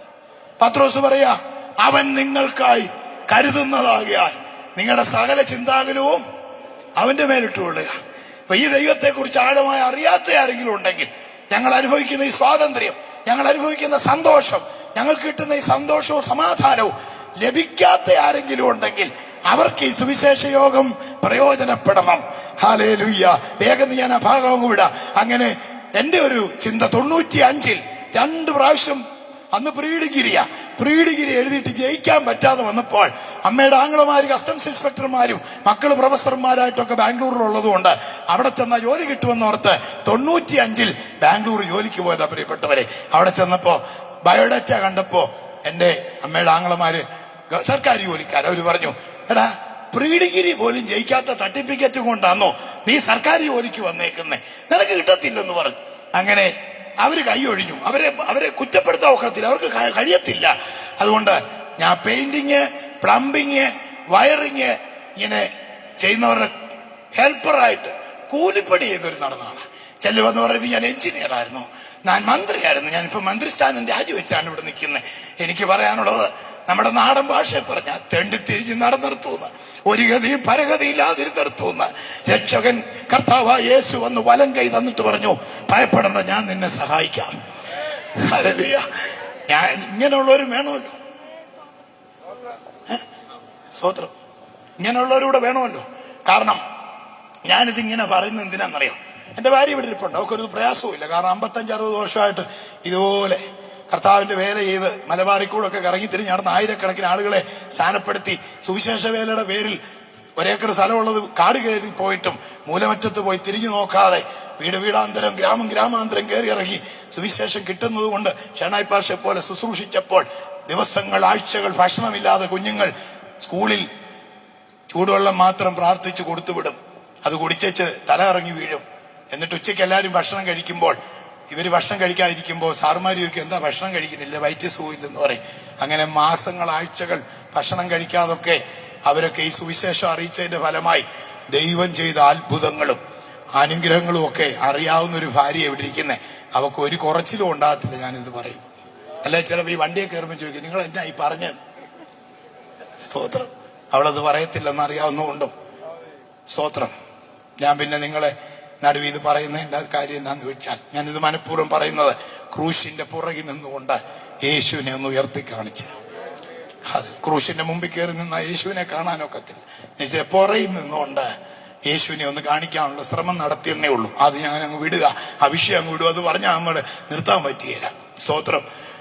ദൈവമക്കളെ, അവിടെ ചെന്നപ്പോഴറിഞ്ഞത് നല്ല വിദ്യാഭ്യാസമൊക്കെ ഉണ്ടെങ്കിലേ നല്ല ജോലി കിട്ടത്തുള്ളൂ. അതുകൊണ്ട് കറങ്ങിത്തിരിഞ്ഞ് വല്ലാത്തൊരു സാഹചര്യത്തില് ഉരുളക്കിഴങ്ങും ഒക്കെ പുഴുകി തിന്ന് ഇങ്ങനെ കൂട്ടുകാരും കൂടി നടക്കുമ്പോൾ ഈ പെന്തക്കോസ്ത് പാസ്റ്റർമാരെ പണ്ട് ഞങ്ങൾക്ക് അത്ര താല്പര്യമില്ലായിരുന്നു. എന്നാ ഇവരെവിടെ ചെന്നാലും ഉണ്ട് ഇങ്ങനെ വെള്ളയുടുപ്പൊക്കെ ഇട്ട് സ്തോത്രം എന്നൊക്കെ പറഞ്ഞ് ഇങ്ങനെ അടുത്ത് വരും. അപ്പൊ എല്ലാവർക്കും ഒരു ചിന്തയുണ്ട്, മതം മാറ്റാനായിട്ട് കറങ്ങി നടക്കുന്നവരാണ്. പക്ഷേ ഞാനൊക്കെ ആ ഒരു നിലയിൽ ഞങ്ങൾ ബാംഗ്ലൂരിൽ പ്രത്യേകിച്ച് ഞങ്ങളുടെ ഈ പശ്ചാത്തലമൊക്കെ വെച്ച് അവിടെ എല്ലായിടത്തും ഉണ്ട്. ചന്ദ്രനിൽ പോയാലും ഇപ്പൊ അവിടെ ട്രാക്ട് കൊടുത്തുകൊണ്ട് നിപ്പുണ്ടെന്നാണ് എനിക്ക് തോന്നുന്നത് മലയാളി പാസ്റ്റർമാർ. കാരണം ദൈവത്തിന്റെ നിയോഗം ഏറ്റവും കൂടുതൽ എനിക്ക് തോന്നുന്നത് ഏറ്റെടുത്തത് മലയാളികളാണെന്ന് തോന്നുന്നു. കാരണം ഇന്ന് ലോകത്തിന്റെ എവിടെ ചെന്നാലും മലയാളി അനുഗ്രഹിക്കപ്പെട്ട ദേവസ്വന്മാരുണ്ട്. ബാംഗ്ലൂരിൽ ചില കർത്തൃദാസന്മാർ എന്റെ അടുക്കൽ അവിചാരിതമായി വന്നു. ഒരാൾ എന്നോട് ദൂത് പറഞ്ഞു, നീ ഇങ്ങനെ കറങ്ങിത്തിരിഞ്ഞ് നടക്കേണ്ടവനല്ല, നിന്നെ കൊണ്ട് ദൈവത്തിന് വലിയ പദ്ധതി ഉണ്ട്. സത്യത്തിൽ എനിക്ക് പുച്ഛമാ തോന്നിയത്. പക്ഷെ ഇന്ന് ഞാൻ പറയട്ടെ, ദൈവം അനുവദിച്ചാൽ ഈ 14-ാം തീയതി സ്വന്തം കാറിൽ കുടുംബമായി മംഗലാപുരത്ത് പ്രസംഗിച്ച് അവിടുന്ന് വീണ്ടും ബാംഗ്ലൂരിലേക്കാ ചെല്ലാൻ പോകുന്നത്. അവിടുന്ന് മടങ്ങി വരാൻ പോകുന്നത്. എത്രയോ പ്രാവശ്യം പോയി ബാംഗ്ലൂരിൽ പ്രസംഗിച്ചു. അതുവഴി കറങ്ങിത്തിരിഞ്ഞ് നടക്കുമ്പോ എന്നോട് പറയാ, ദൈവത്തിന് നിന്നെ കുറിച്ചൊരു പദ്ധതി ഉണ്ടെന്ന്. ഇന്ന് രാത്രി എന്റെ അനുഭവത്തിൽ ഞാൻ പറയാ, നിങ്ങൾ ആരും അനാഥരല്ല. നിങ്ങൾ വിചാരിക്കുന്ന പോലെ നടന്നില്ലെങ്കിലും ദൈവം നിരൂപിക്കുന്നത് പോലെ നടക്കാൻ പോവുകയാണ്. വിശ്വസിക്കുന്നവർക്കായി ഞാൻ ദൈവത്തെ സ്തുതിക്കുകയാണ്. നമ്മളാരും യാദൃശ്ചികമായി ഈ ഭൂമിയിൽ വന്നവരല്ല. ദൈവം നമ്മെ സൃഷ്ടിച്ചതാണ്. ഇന്ന് ഞാൻ നിന്നെ ഉണ്ടാക്കിയെന്നാണ്. വിശ്വസിക്കുന്നവർക്കായി സ്തോത്രം. 100-ാം സങ്കീർത്തനത്തിൽ എഴുതിയിരിക്കുന്നു, പാട്ടുപാടണം, അവന്റെ അടുക്കൽ വരുമ്പോൾ സ്തോത്രം പറയണം, അവന്റെ പ്രാകാരങ്ങളിൽ വന്നു നിന്ന് സ്തോത്രം പറയണം, പാടണം. എന്തുകൊണ്ടാണെന്നറിയാമോ? അവൻ ആരാധന കൊതിയനായതുകൊണ്ടല്ല, അവന് പാട്ട് കേൾക്കുന്നതിൽ ഒത്തിരി താല്പര്യമുള്ളതുകൊണ്ടല്ല. നീ ഒരു പാട്ടെങ്കിലും, ഒരു സ്തോത്രമെങ്കിലും, ഒരു നന്ദി വാചകമെങ്കിലും അവന്റെ മുമ്പിൽ നീ ചെന്ന് പറയണമെന്ന് ബൈബിളിൽ എഴുതിയിട്ടുണ്ട്. അതിന്റെ കാരണം എന്താണെന്നറിയാമോ? അവൻ ആരാധന കൊതിയനായതുകൊണ്ടല്ല. അവൻ എഴുതിയിരിക്കുകയാണ്, അവൻ നമ്മെ ഉണ്ടാക്കി. ഹല്ലേലൂയ. ദൈവത്തെ നാം ആരാധിക്കുവാൻ കടപ്പെട്ടിരിക്കുന്നതിന്റെ കാരണം അവനാണ് നമ്മെ ഉണ്ടാക്കിയത്. അവനാണ് നമ്മുടെ ഓണർ, അവനാണ് നമ്മുടെ യജമാനൻ. അവനെ കാണുമ്പോൾ ഒരു കരമുയർത്തി ഒന്ന് സ്തോത്രം ചെയ്യുവാൻ, അവനെ കുറിച്ച് കേൾക്കുമ്പോൾ നന്ദി എന്ന മലയാളം വാക്കിന്റെ സംസ്കൃത വേടാണ് സ്തോത്രം. ഹല്ലേലൂയ. സ്തോത്രം എന്ന യാഗമർപ്പിക്കുന്നവൻ അവനെ മഹത്വപ്പെടുത്തും. ഇന്ന് രാത്രി എത്ര പേർക്ക് ദൈവ സാന്നിധ്യമുള്ള ഈ ഗ്രൗണ്ടിൽ മിണ്ടാതിരിക്കാൻ കഴിയും? കാരണം ഉണ്ടാക്കിയവന്റെ മുമ്പിൽ കടന്നു വരുമ്പോൾ ഒരു MLA കടന്നു വന്നാൽ നമ്മൾ എഴുന്നേറ്റ് നിൽക്കും. പോലീസുകാർ വന്നാൽ സാർ കയറി ഇരുന്നാട്ടെന്ന് പറയും. നിന്നെ ഉണ്ടാക്കിയവൻ ഇന്ന് രാത്രി ഇതിന്റെ നടുവിലുണ്ടെന്ന് കേൾക്കുമ്പോൾ നിനക്ക് എങ്ങനെ അടങ്ങിയിരിക്കാൻ കഴിയും? ആ കൈകൾ ഉയർത്തി നിന്നെ സൃഷ്ടിച്ച, നിനക്ക് രൂപം തന്ന ആ ദൈവത്തിനൊരു സ്തോത്രം ചെയ്താട്ട്. കാള തന്റെ ഉടവനെയും കടു തന്റെ യജമാന്റെ പുൽത്തൊട്ടിയും അറിയുന്നു. എന്നാൽ ദൈവം പറയാ, എന്റെ ജനം എന്നെ അറിയുന്നില്ല.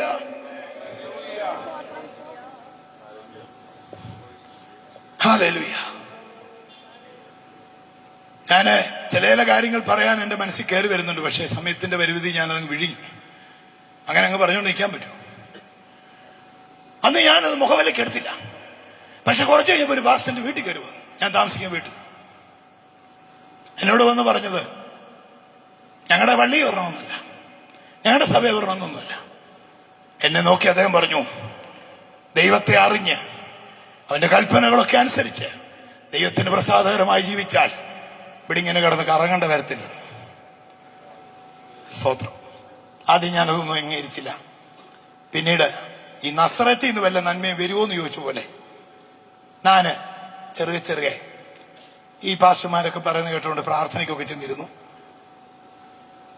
പിന്നെ ദൈവത്തിന്റെ കൽപ്പനയാണ് പാപമോചനത്തിന് വേണ്ടിയുള്ള സ്നാനമെന്നൊക്കെ കേട്ടപ്പം ഞാനും നാട്ടിലാരോടും ചോദിച്ചുമില്ല, പറഞ്ഞുമില്ല. ഞാനും അങ്ങ് സ്നാനമൊക്കെ പെട്ടു.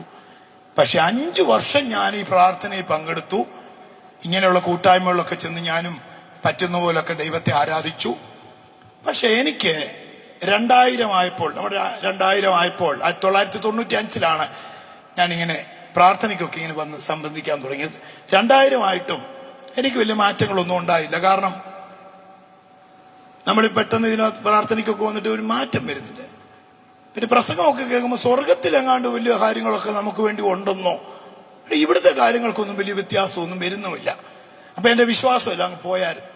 ഞാൻ പറഞ്ഞു, ചുമ്മാ ചാഞ്ഞു കിടക്കുന്ന മരത്തിലോട്ട് ഓടിക്കയറാൻ എളുപ്പമോ, കടമ പ്രശ്നം അല്ലൊരു പ്രതിസന്ധിയാന്നൊക്കെ അറിഞ്ഞപ്പോ വന്ന് ഇങ്ങനെയൊക്കെ പറഞ്ഞ് പ്രാർത്ഥനയ്ക്കൊക്കെ വിളിച്ചോണ്ട് പോയെങ്കിലും കാര്യങ്ങൾക്കൊന്നും ഒരു മാറ്റമൊന്നും ഇല്ലല്ലോ എന്ന് പറഞ്ഞ് ആദ്യമൊക്കെ വായിക്കുന്ന ഈ വേദോസമൊക്കെ ഞാൻ ചെറിയ അങ്ങ് മടക്കി.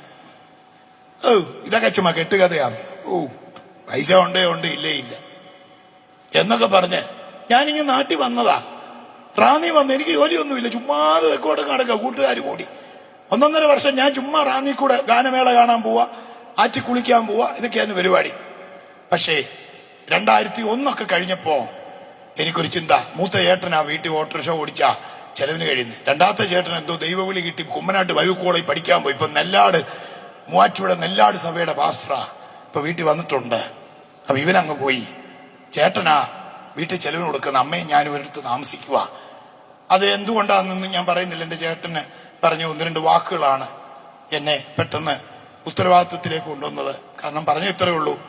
അവന്റെ ഭാര്യയുടെ പുള്ളി പറഞ്ഞു, അവനിങ്ങനെ രാവിലെ 11 എന്ന് പറഞ്ഞ് വാൻറ്റി വിട്ടുകൊണ്ട് പോകും, വൈകിട്ട് 12 മണിയാകുമ്പോൾ കഴിക്കാൻ കയറി വരും. ബാക്കിയുള്ളവനിവിടെ വെയിലും കൊണ്ട് ഓട്ടോറിക്ഷ ഓടിച്ചാ ഇവിടെ കാര്യങ്ങളൊക്കെ നടക്കുന്നേ. ഇവനിങ്ങനെ നടന്നാൽ മതിയോ, ഉത്തരവാദിത്വം ഇല്ലയോ എന്നൊക്കെ ചോദിച്ചപ്പോ ഞാന് മനസാക്ഷി കുത്തിയിട്ട് ഒരു ജോലി കിട്ടാൻ സാധ്യമില്ലാത്തതുകൊണ്ട് തൊട്ടടുത്തുള്ള കണ്ടത്തിലും പറമ്പിലും ഒക്കെ ചെന്ന് നാളികേരവും ചേമ്പും ചേനയും കപ്പയൊക്കെ എടുത്തുകൊണ്ട് വന്ന് ഒരു വീടിന്റെ ഒരു കടമുറി വാടകയ്ക്കെടുത്ത് കച്ചവടം തുടങ്ങിയതാ. കച്ചവടം പഠിച്ചു കഴിഞ്ഞപ്പോ പലചരക്കായി, സ്റ്റേഷനറിയായി, ബേക്കറിയായി. കുറച്ചു കഴിഞ്ഞപ്പോ ബൈബിളിലെ വാക്യമൊന്നുമല്ല, ഉമ്മൻചാണ്ടിയുടെ ഒരു വാക്ക് എന്നെ കയറി അങ്ങ് പിടിച്ചു. അതിവേഗം ബഹുദൂരമെന്ന്. മുടിയാൻ നേരത്ത് ഞാൻ ഹോൾസെയിലോട്ട് പോയി. ഹോൾസെയിലിൽ പോയി. അങ്ങനെ ഹോൾസെയിൽ കച്ചവടം പത്തനംതിട്ട ജില്ല മുഴുവൻ കേന്ദ്രീകരിച്ച് കാപ്പിപ്പൊടി, തേയില, മല്ലിപ്പൊടി ഇതിന്റെയൊക്കെ ഏജൻസി എടുത്ത ഒരു കച്ചവടക്കാരനായിരുന്നു. സ്തോത്രം. എന്നെ കുറിച്ചുള്ള ശരിയായ രൂപം ഇന്ന് രാത്രി നിങ്ങൾക്ക് അതും കൂടെ കിട്ടട്ടെ. എന്തുകൊണ്ട് ഈ പുസ്തകം കൊണ്ട് ഇവിടെ നിൽക്കുന്നെന്നുള്ളത് ഞാൻ പച്ചയ്ക്ക് പറയുക.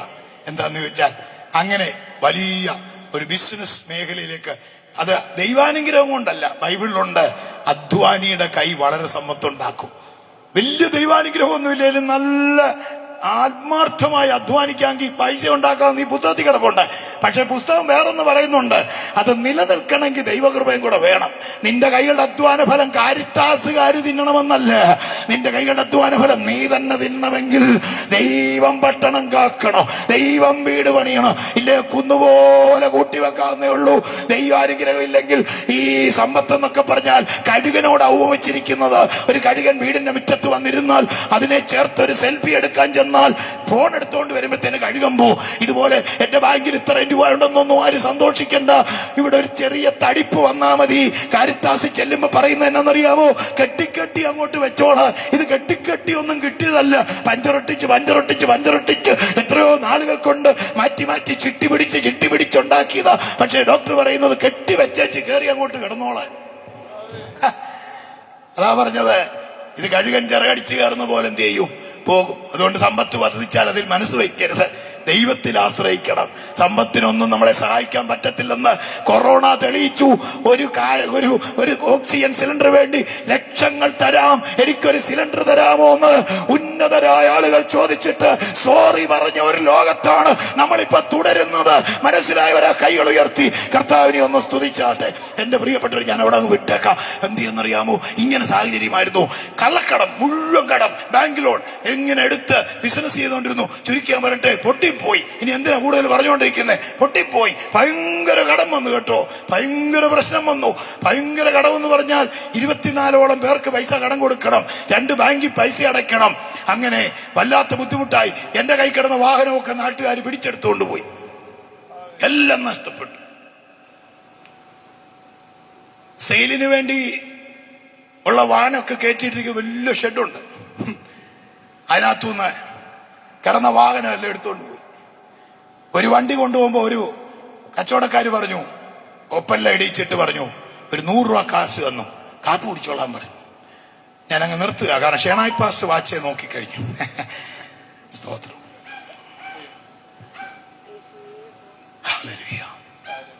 ഇത് പറയുമ്പോ സന്തോഷമുണ്ട്. ഷെഡിൽ കിടന്ന വാഹനം എല്ലാം എടുത്തുകൊണ്ട് പോയിട്ടെ 100 രൂപ കാപ്പി കുടിക്കാൻ എടുത്തു എന്നിട്ട് പറയാ, ഒരു കച്ചവടം അല്ലേ ഇരിക്കട്ടെ, ഒന്നുമില്ലാതെ ഭയങ്കര കടം. പക്ഷെ ഇത് പറഞ്ഞുകൊണ്ടിരിക്കുമ്പോ പൊങ്ങച്ചാന്ന് കരുതരുത്.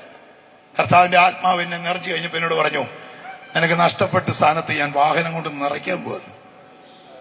ഞാനൊരു വാഹനത്തിൽ ഇങ്ങോട്ട്, എന്റെ ഒരു വാഹനത്തിൽ ഇങ്ങോട്ട് പോകുന്നപ്പോ എന്റെ വലിയൊരു വണ്ടി US നിന്ന് വന്ന ഒരു കുടുംബം എന്നെ കാണാൻ വന്ന് വീട്ടിൽ താമസിക്കുക 10-15 ദിവസത്തേക്ക്. പൊങ്ങച്ചമല്ല, ഞാൻ കണ്ടിട്ടില്ല അവരെ, പക്ഷെ ഈ ഫോണിൽ കൂടെ കണ്ടിട്ട് എന്നെ വിളിച്ചതാണ്. എന്തിനാ? ഇവിടെ ഒരു മഴ വന്നു, ഇപ്പുറത്തൊരു മഴ വന്നു, ഇവിടെ ഒരു മഴ വന്നു. ഇവിടെ KSRTC ഓടിച്ചുകൊണ്ടിരുന്ന, തിരുവനന്തപുരം കോഴിക്കോട് ഫാസ്റ്റ് ഓടിച്ചുകൊണ്ടിരുന്ന ഭാര്യ നേഴ്സായതുകൊണ്ട് ഫയൽ ചെയ്ത് അങ്ങ് പോയതാ. അവിടെയും ബസ് ഓടിക്കുക. പക്ഷെ ഈ ഇടയ്ക്ക് ഇവിടെ ഒരു മഴ വന്നു, ഇപ്പുറത്തൊരു മഴ വന്നു, ഇവിടെ മഴ വന്നു. അവിടുത്തെ ആശുപത്രി ചെന്നും പറഞ്ഞു, ഓപ്പറേഷൻ ചെയ്തു, ബയോപ്സിക്കെല്ലാം അയച്ചു, വോക്കൽ കോഡ് വരെ ദശ വളർന്നു കിടക്കുക, മുഴ കീറിക്കളയണം. എന്നിട്ട് പറഞ്ഞു, ഈ ഓപ്പറേഷൻ കഴിഞ്ഞു കഴിഞ്ഞാൽ നിങ്ങൾ ഇനി സംസാരിക്കത്തില്ല. ഇത് കേട്ട് ഭയന്ന് അദ്ദേഹം വീട്ടിൽ വന്നിട്ട് ഫോൺ എടുത്തപ്പോൾ കൃപയാൽ എന്റെ സാക്ഷ്യം അതിനകത്ത് വന്നു. ആ സാക്ഷ്യം കേട്ടിട്ട് അദ്ദേഹം വിളിച്ചിട്ട് പ്രാർത്ഥിക്കാൻ പറഞ്ഞു. എന്റെ അമ്മയെ ഞാൻ കൈവച്ച് സൗഖ്യമാക്കിയ കാര്യം പറഞ്ഞ് ആ ദേവദാസിന് വേണ്ടി പ്രാർത്ഥിച്ചപ്പോൾ ഒക്കലഹോമായിൽ ഫോണിൽ കൂടെ പ്രാർത്ഥിച്ച് 3 മുഴ മാറിയത് കൊണ്ട് അവരിന്ന് എന്റെ വീട്ടിൽ താമസിക്കുന്നുണ്ട്. സ്തോത്രം, സ്തോത്രം. ഇതവർക്ക് സൗജന്യമായിട്ട് വാഹനം കൊടുത്തു വിട്ടിരിക്കുക. കർത്താവിനോട് പറഞ്ഞു, മോനെ, നിന്നെ ജീവിതത്തെ ഞാൻ മാറ്റും. എങ്ങനെയാണെന്നറിയാവോ എനിക്ക് മാറ്റം വന്നത്? വേറെ ഒന്നും പറയാൻ പറ്റിയില്ലേലും ഇത് പറഞ്ഞാൽ ഞാൻ പോട്ടെ. എന്റെ കൂടെപ്പിറപ്പുകളെ, അമ്മേ ആ സമയത്ത് ഞാനൊരു കടുത്ത തീരുമാനം എടുത്തു. ഈ പൈസ കൊടുക്കാൻ നിവൃത്തിയില്ല, ബിസിനസ് അങ്ങ് പൊട്ടിപ്പോയി. 5 രൂപ എടുക്കാനില്ല പാസ്, 5 രൂപ എടുക്കാനില്ല. എന്റെ സന്തോഷം നിങ്ങൾക്ക് ആർക്കും പറഞ്ഞാൽ മനസ്സിലാകത്തില്ല. 5 രൂപ എടുക്കാനില്ല. എല്ലാ ബിസിനസ് പൊട്ടി, കൈ കിടന്ന വാഹനമെല്ലാം പൈസ കൊടുക്കാനുള്ളവർ പിടിച്ചു മേടിച്ചു. കടുങ്കാപ്പി കുടിക്കാൻ പൈസ ഇല്ല ഇരിക്കുക. അപ്പൊ ഞാനൊരു കടുത്ത തീരുമാനം എടുത്തു. മലവെള്ളപ്പാച്ചില്, കവളപ്പാറ മലവെള്ളം ഒഴുകി വന്നപ്പോ ഒരമ്മച്ചി പറയാം, മക്കളും കയറിപ്പോകും, അമ്മ ഇപ്പൊ മുറവും കൊണ്ട് തടയാവുന്ന. ആ അമ്മച്ചിയുടെ വെപ്പുവല്ല് മാത്രം ആലപ്പുഴ ബീച്ചിൽ നിന്ന് കിട്ടിയെന്ന് ആരെന്ന് പറഞ്ഞു കിട്ടും. ചിരിപ്പിക്കാൻ പറഞ്ഞല്ല, ചിന്തിക്കാൻ പറഞ്ഞതാ. ഒരു തരത്തിലും തടഞ്ഞു നിർത്താൻ പറ്റാത്ത പോലെ കടബാധ്യതയും പ്രശ്നങ്ങളുമായി നിൽക്കുന്ന സമയത്ത് ഞാന് വീട് വിട്ട് ഓടിപ്പോയി ബാംഗ്ലൂർ ചെന്ന് ഓട്ടോറിക്ഷ ഓടിക്കാൻ തീരുമാനിച്ചു. അങ്ങനെ തീരുമാനിച്ച എന്നെ ഈ സ്റ്റേജിൽ സ്വന്തം കാറിൽ വന്ന് പ്രസംഗിക്കാൻ ദൈവം തീരുമാനിച്ചിരിക്കുന്നത് ഞാൻ അറിഞ്ഞില്ല. നിങ്ങളെ കുറിച്ചൊക്കെയുള്ള ദൈവത്തിന്റെ പദ്ധതി വലുതാ. നിങ്ങൾ ദൈവത്തിങ്കിലേക്കൊന്ന് തിരി സഹോദര, ദൈവത്തിങ്കിലേക്കൊന്ന് അടുത്തുക. ദൈവത്തിന് നമ്മെ കുറിച്ച് ലോക സ്ഥാപനം മുമ്പ് തന്നെ വലിയ പദ്ധതികളുണ്ട്. ഞാൻ സാക്ഷിയാണ്.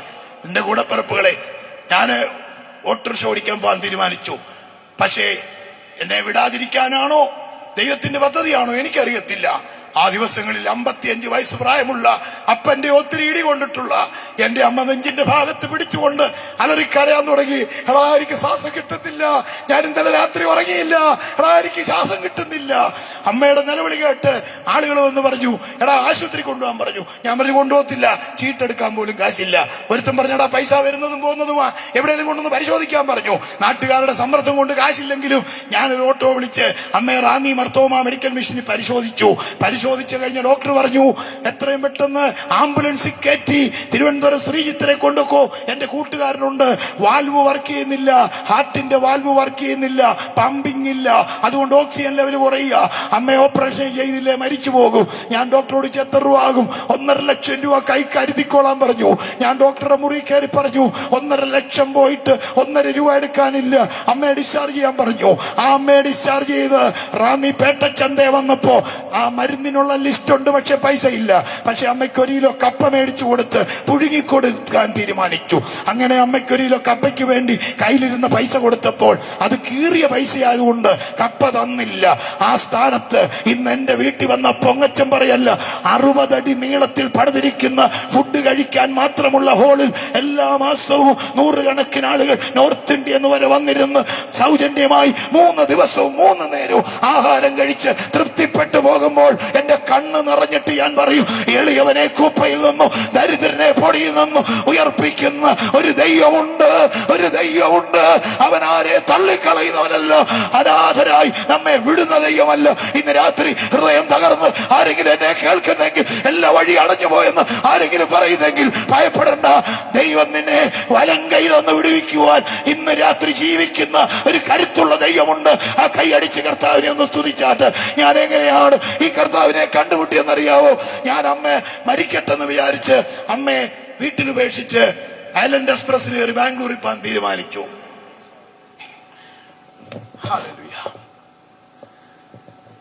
ആത്മനിയോഗം കൊണ്ടായി സംസാരിക്കുന്നു, ദൈവാത്മനിയോഗം കൊണ്ടാണ് സംസാരിക്കുന്നത്. പ്രസംഗ കൊതിയാണെങ്കിൽ പൊങ്ങച്ചമല്ല. 2 പ്രാവശ്യം അമേരിക്കയിലേക്ക് ക്ഷണിച്ചിട്ട് ദൈവാത്മാവ് പറഞ്ഞു, നടത്തിപ്പില്ലാതെ അവിടെ പോയാൽ നീ അതിലെ നടക്കേണ്ട വരുമെന്ന് പറഞ്ഞതുകൊണ്ട് ആ രാജ്യത്തെ ഉൾപ്പെടെ പല രാജ്യങ്ങളിൽ ക്ഷണം നിരസിച്ച ഞാന് ഈ രാത്രി ഇവിടെ വന്ന് ഇന്ന് പ്രസംഗ കൊതി കാണിക്കേണ്ട കാര്യമൊന്നുമില്ല.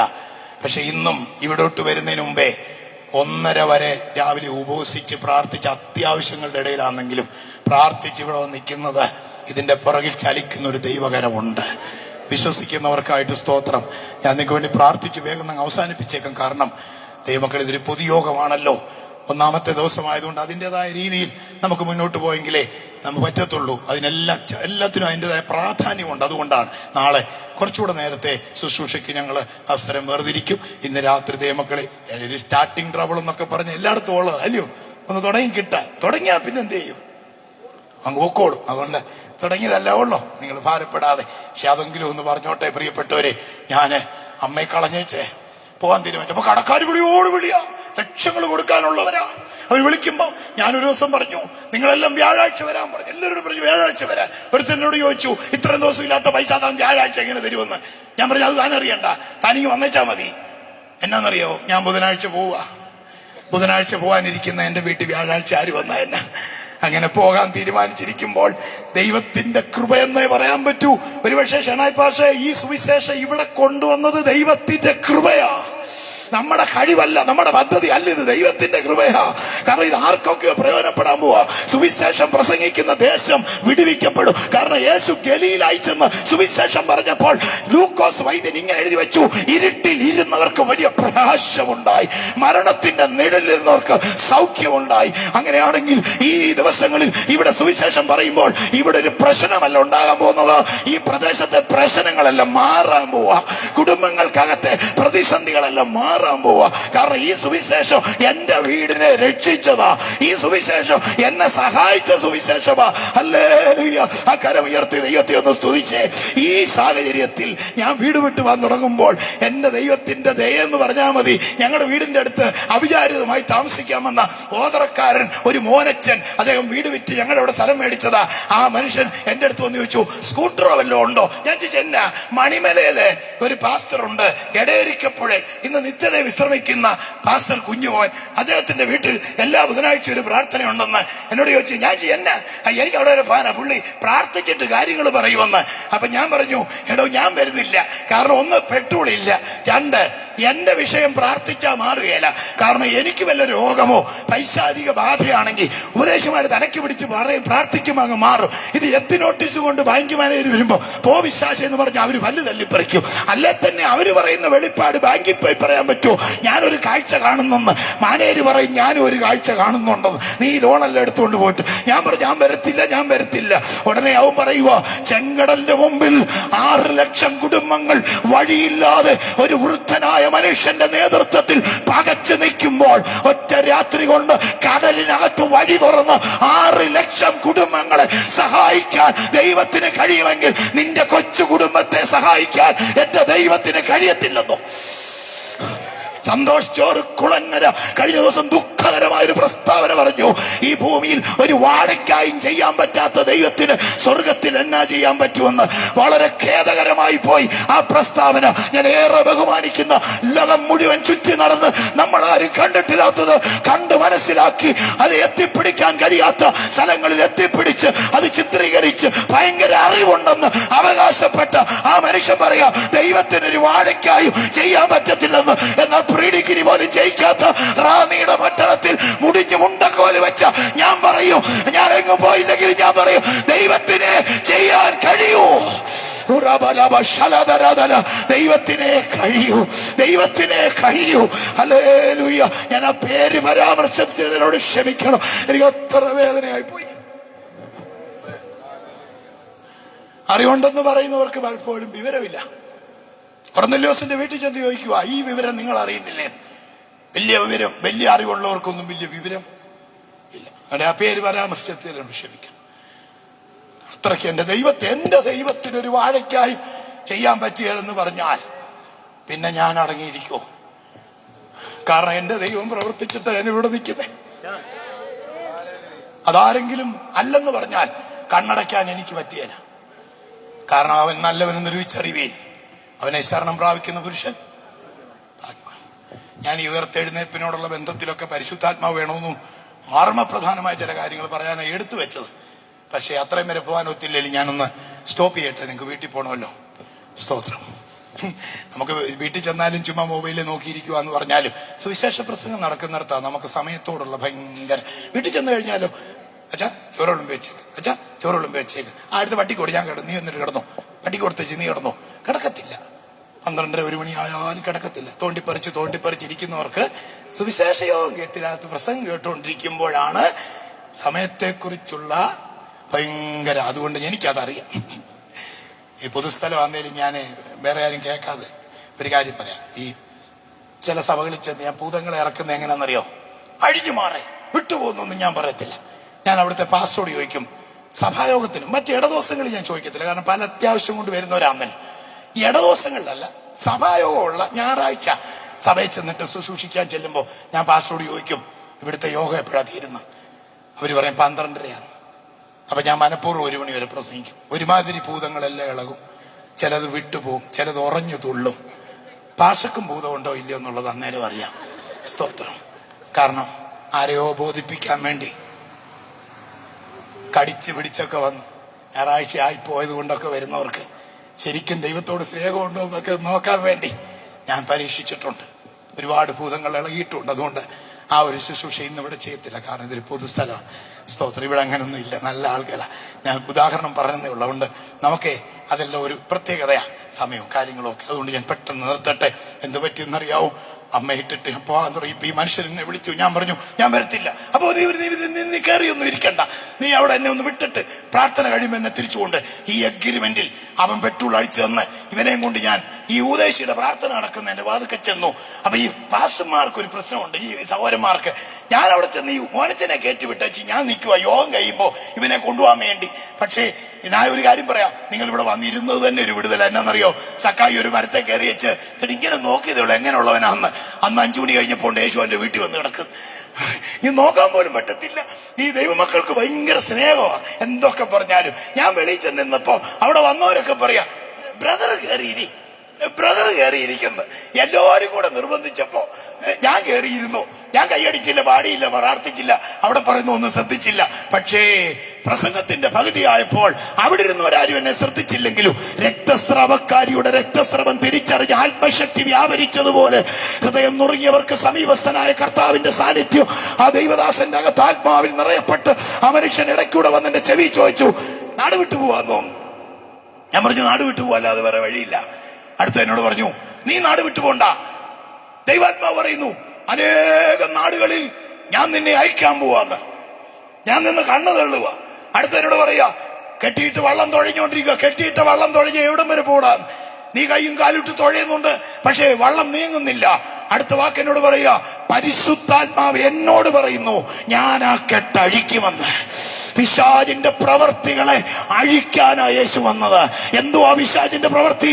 അറുത്ത് മുടിച്ചില്ലായ്മ ചെയ്യുക. ഈ പ്രവൃത്തിയെ പരിശുദ്ധാത്മാവ് അഴിച്ചാൽ നീ വർദ്ധിച്ചു പെരുകി അനുഗ്രഹിക്കപ്പെട്ട് ഭൂമിയിൽ നിറയാൻ പോകുകയാണ്. വിശ്വസിക്കുന്ന ദൈവമക്കൾ കൈകൾ വീശി കർത്താവിനെ ഒന്ന് സ്തുതിച്ചു. ഹല്ലേലൂയ. ഞാൻ തുടങ്ങി വെച്ച പുനരുത്ഥാനവും ആത്മശക്തിയും അതേ കർത്താവിന്റെ മടങ്ങിവരും ഒക്കെ ദൈവദാസന്മാർ തുടർന്ന് ശുശ്രൂഷിച്ചോളൂ. എന്റെ പ്രിയപ്പെട്ടവരെ, സംഭവിച്ചെന്താ? ഞാനിപ്പോ 7:30 ഇവിടുന്ന് കോട്ടയം സ്റ്റാൻഡിൽ നിന്ന് ഫാസ്റ്റ് പാസഞ്ചർ എടുത്ത് അത് വെളുപ്പിനെ 3 മണിക്ക് കോഴിക്കോട് ചെല്ലേണ്ടതാ.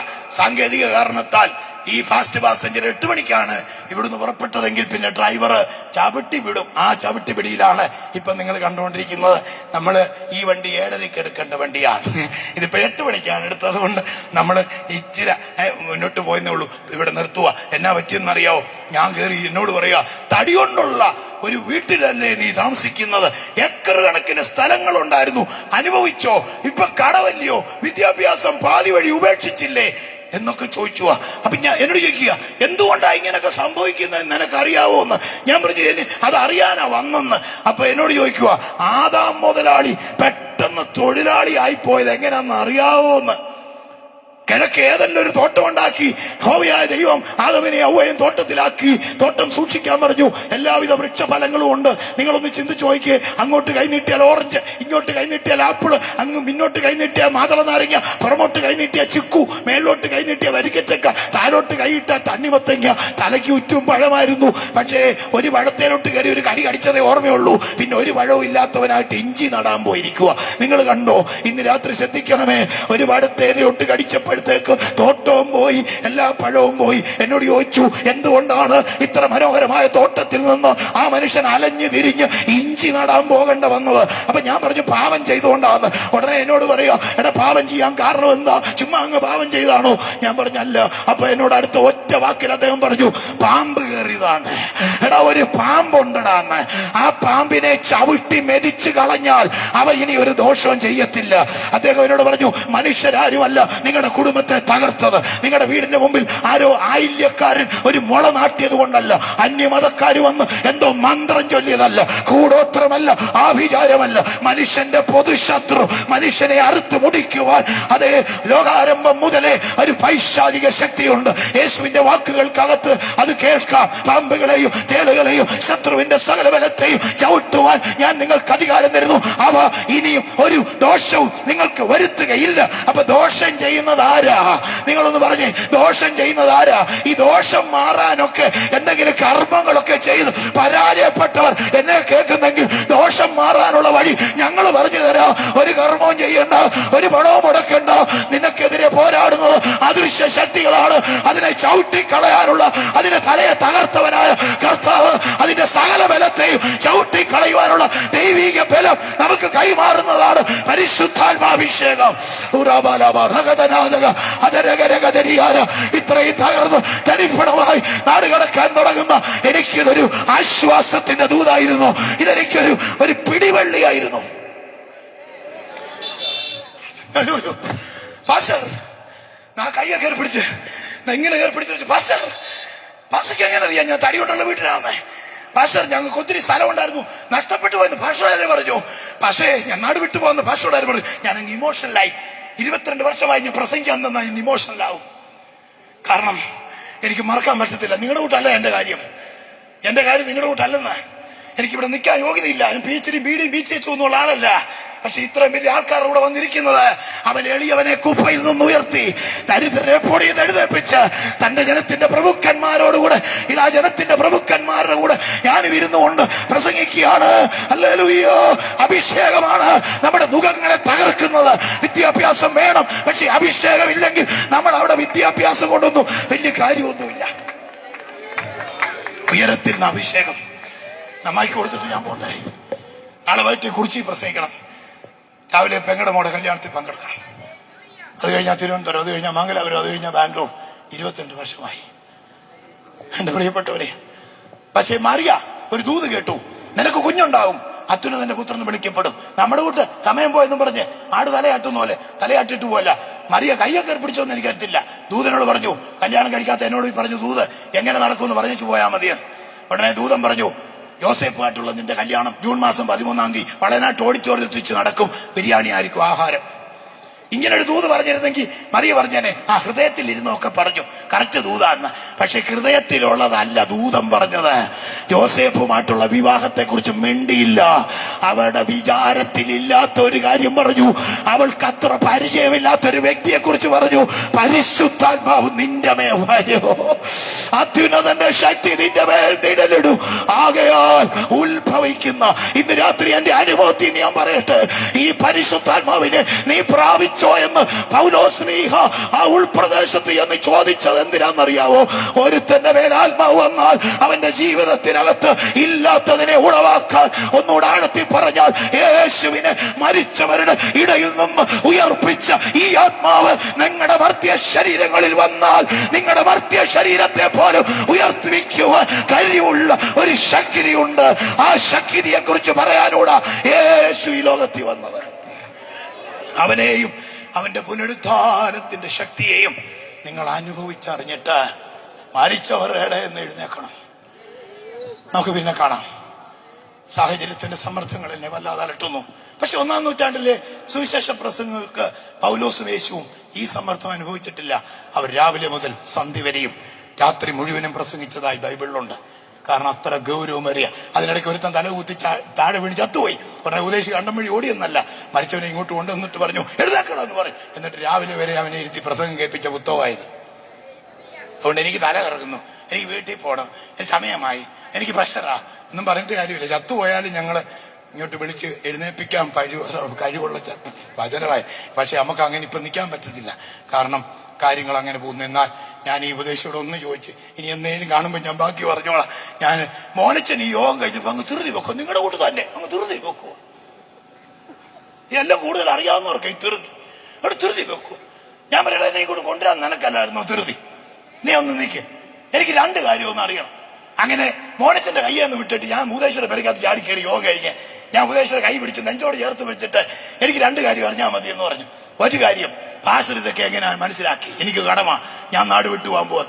എന്നോട് കൂളായിട്ട് പറയുകയാണേ പരിശുദ്ധാത്മാവ് പറഞ്ഞത്. ഞാൻ ചോദിച്ചു, പരിശുദ്ധാത്മാവിന് എന്നെ അറിയാവോ? ഉപദേശം പറയാം, നിന്നെ അറിയാം, നിന്റെ അപ്പൂപ്പനെ അറിയാവോ? എന്റെ ദൈവമേ, ഈ പരിശുദ്ധാത്മാവിനെ നിങ്ങൾ പ്രാപിച്ചില്ലെങ്കിൽ നിങ്ങളാണ് ഈ ലോകത്തിലെ ഏറ്റവും വലിയ മണ്ടി. കാരണം ഞങ്ങൾ ഈ സുവിശേഷം കൊണ്ട് ഇവിടെ വന്ന എന്തിനാണെന്നറിയോ? മതം മാറ്റാനല്ലോ. ഒരു ശക്തി ഉണ്ട്. ഹല്ലേലൂയ.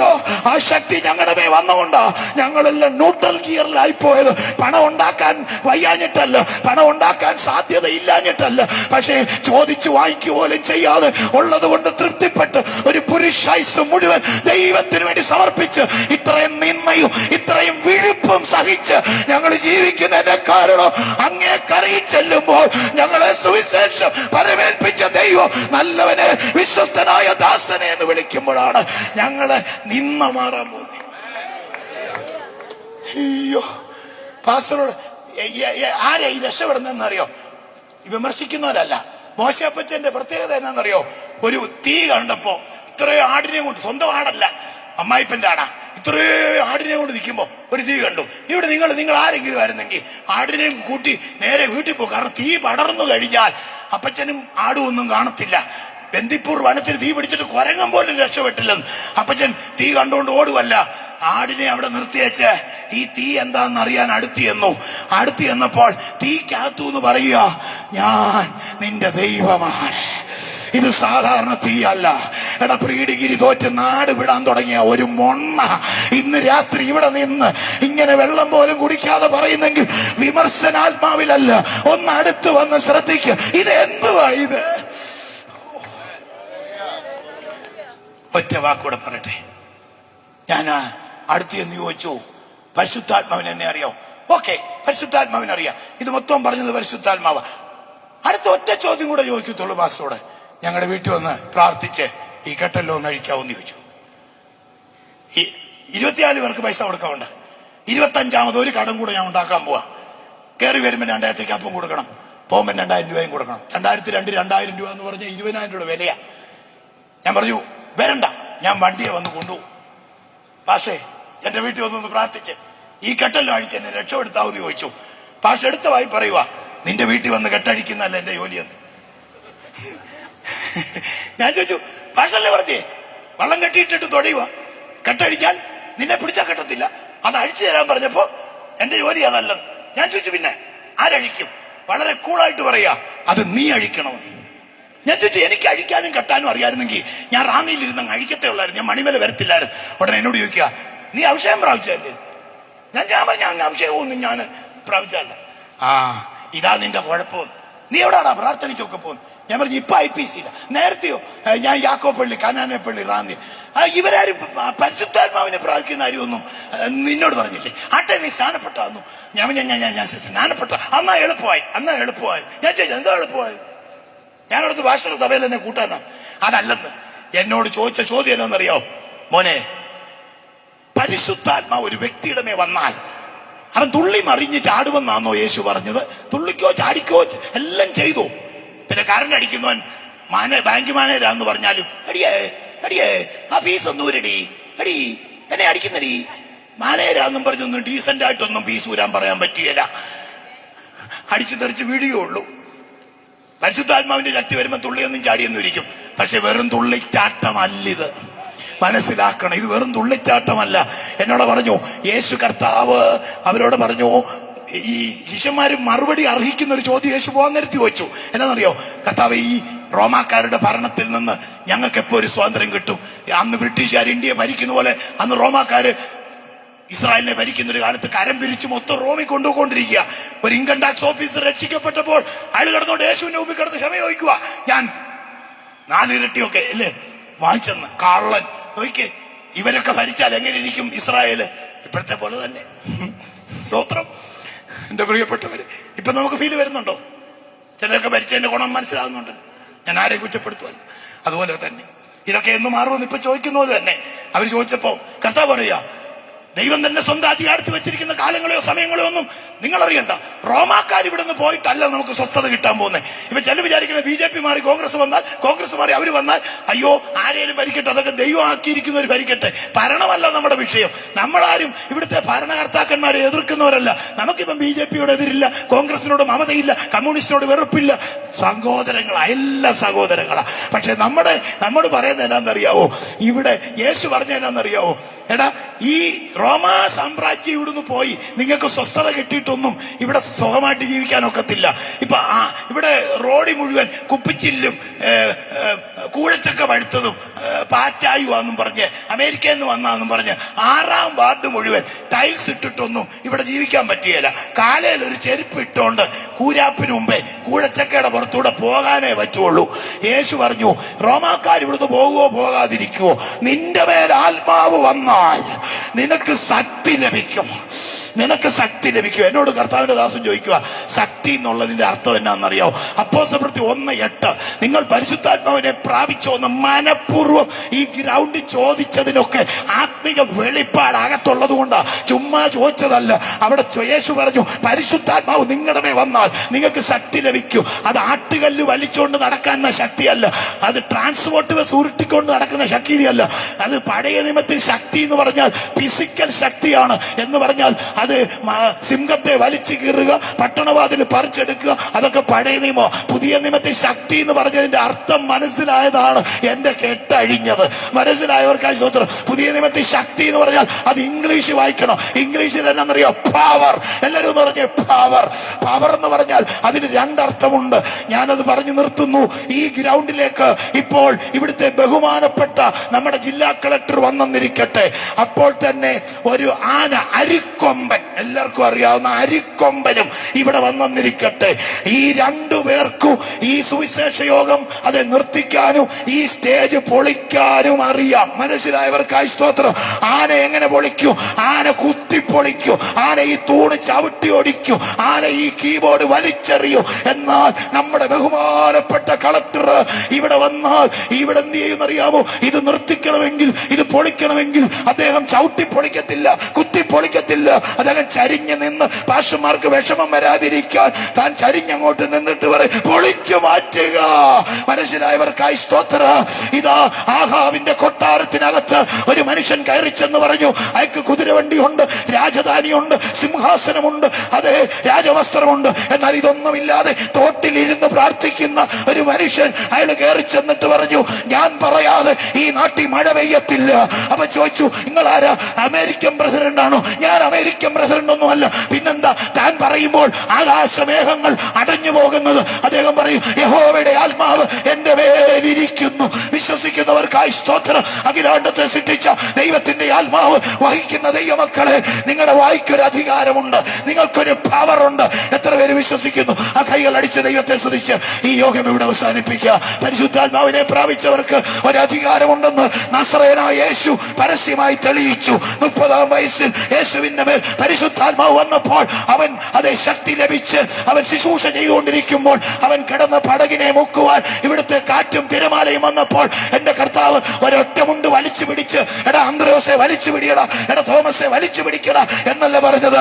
കാറ്റേ അടങ്ങ്, കടലേ ശാന്തമാക്. ഓ, എന്നോട് ദൈവദാസൻ പറയുക, ഈ അഭിഷേകം, ഈ പരിശുദ്ധാത്മാവിനെ നീ പ്രാപിക്കണം. കാരണം നിന്റെ വീട് തകർത്തത് പിശാചാ. നിർത്തിയേക്കാം. അയ്യോ, നിങ്ങളെക്കാൾ കൂടുതൽ അസ്വസ്ഥരാകുന്നത് ഈ പഞ്ചായത്തിലെ ഭൂതങ്ങളാണ്.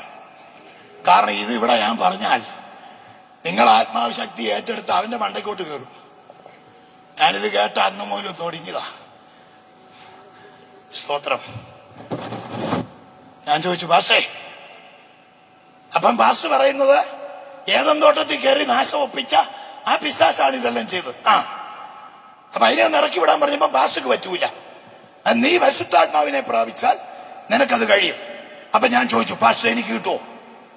എനിക്ക് കിട്ടുമോ? അപ്പൊ പറഞ്ഞു, വാഗ്ദത്തം നിനക്കും നിന്റെ സന്തതിക്കും കർത്താവായ യേശു ക്രിസ്തു വിളിച്ചു ചേർക്കുന്ന ദൂരസ്ഥരായ ഏവർക്കും ഉള്ളതാ. പക്ഷെ ഒറ്റ കാര്യം, പഴയ തുരുത്തിയിലേക്ക് പുതിയ വീഞ്ഞ് പകരത്തില്ല. എന്നോട് പറഞ്ഞു, മോനെ, ഇത് പ്രാവിനോട് ഉപമിച്ചിരിക്കുന്നു, കാക്കയോടല്ല. ജീവിതത്തിനകത്തൊരു തീരുമാനമൊക്കെ എടുത്ത് പാപങ്ങളൊക്കെ ഒന്ന് കഴുകിക്കളയാമെങ്കിൽ ഈ ദൈവികമായ ശക്തി നിന്റെ മേൽ ആവസിക്കും. അതിന് ഞാൻ എന്ത് ചെയ്യണം? ഭാഷയുടെ സഭയെ കൂടണോ? വേണ്ട, നിന്റെ വീട്ടിൽ പോയി പ്രാർത്ഥിക്കാൻ പറയും. ഞാൻ വീട്ടിൽ വന്നു. അന്നെനിക്ക് AC ഓഡിറ്റോറിയമില്ല, അന്നെനിക്ക് 50 കട്ടിലില്ല, 200 കസേരയില്ല, വാഹനങ്ങളില്ല, എനിക്കൊന്നുമില്ല. ഇന്നാളുകളെ താമസിപ്പിക്കുന്നത് ഒരു വീടെടുത്ത് ഡോർമെട്രി ആൾക്കാരെ താമസിക്കും. അന്നെനിക്കൊരു കീറ്റപ്പായുണ്ട്, പന്ന കിഴിഞ്ഞ കീറ്റപ്പ. ആ കീറ്റപ്പായ വന്ന് ഞാൻ മുട്ടുകുത്തി.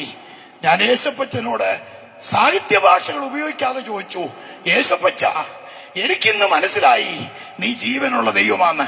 കാരണം എന്റെ കാര്യങ്ങളെല്ലാം നിന്റെ ആത്മാവ് വെളിപ്പെടുത്തി. കർത്താവേ, ഈ വീട് കുട്ടിച്ചോറായതിന്റെ പിന്നിൽ സാത്താനാണെങ്കിൽ, ഈ 18 ഏക്കർ ഉണ്ടായിരുന്ന അനുഭവിക്കാൻ പറ്റാത്തത് സാത്താന്യ ശക്തിയാണെങ്കിൽ, എന്റെ അമ്മ രോഗിയായിരിക്കുന്നത് ഇതിന്റെ പിന്നിൽ ഒരു സാത്താന്യ ശക്തിയാണെങ്കിൽ, അതിനെ ആട്ടിപ്പുറത്താക്കാൻ പാസ്റ്റർ വന്നില്ല. പക്ഷെ പരിശുദ്ധാത്മാവ് എന്റെ മേ വന്നാൽ എനിക്കതിന് കഴിയും, എനിക്കതിന് അധികാരം കിട്ടുമെന്ന് നിന്റെ ദാസൻ പറഞ്ഞു. കർത്താവേ, ഇന്നും യേശു ജീവിക്കുന്നെങ്കിൽ, ഇന്നും പരിശുദ്ധാത്മാവ് ഉണ്ടെങ്കിൽ എന്റെ മേൽ വരണമേ. ഇന്ന് രാത്രി എത്ര പേര് പ്രാർത്ഥിക്കും, ദൈവാത്മാവേ എന്റെ മേൽ വരണമേ. ദാഹിക്കുന്ന ഏവരും ഒന്ന് കുടിക്കട്ടെ. യാചിപ്പീൻ എന്നാൽ നിങ്ങൾക്ക് കിട്ടും, അന്വേഷിപ്പീൻ എന്നാൽ നിങ്ങളും കണ്ടെത്തും, മുട്ടുവീൻ എന്നാൽ നിങ്ങൾക്കും തുറക്കും. എന്റെ വാക്കുകളെ ഞാൻ ഇവിടെ അവസാനിപ്പിക്കട്ടെ.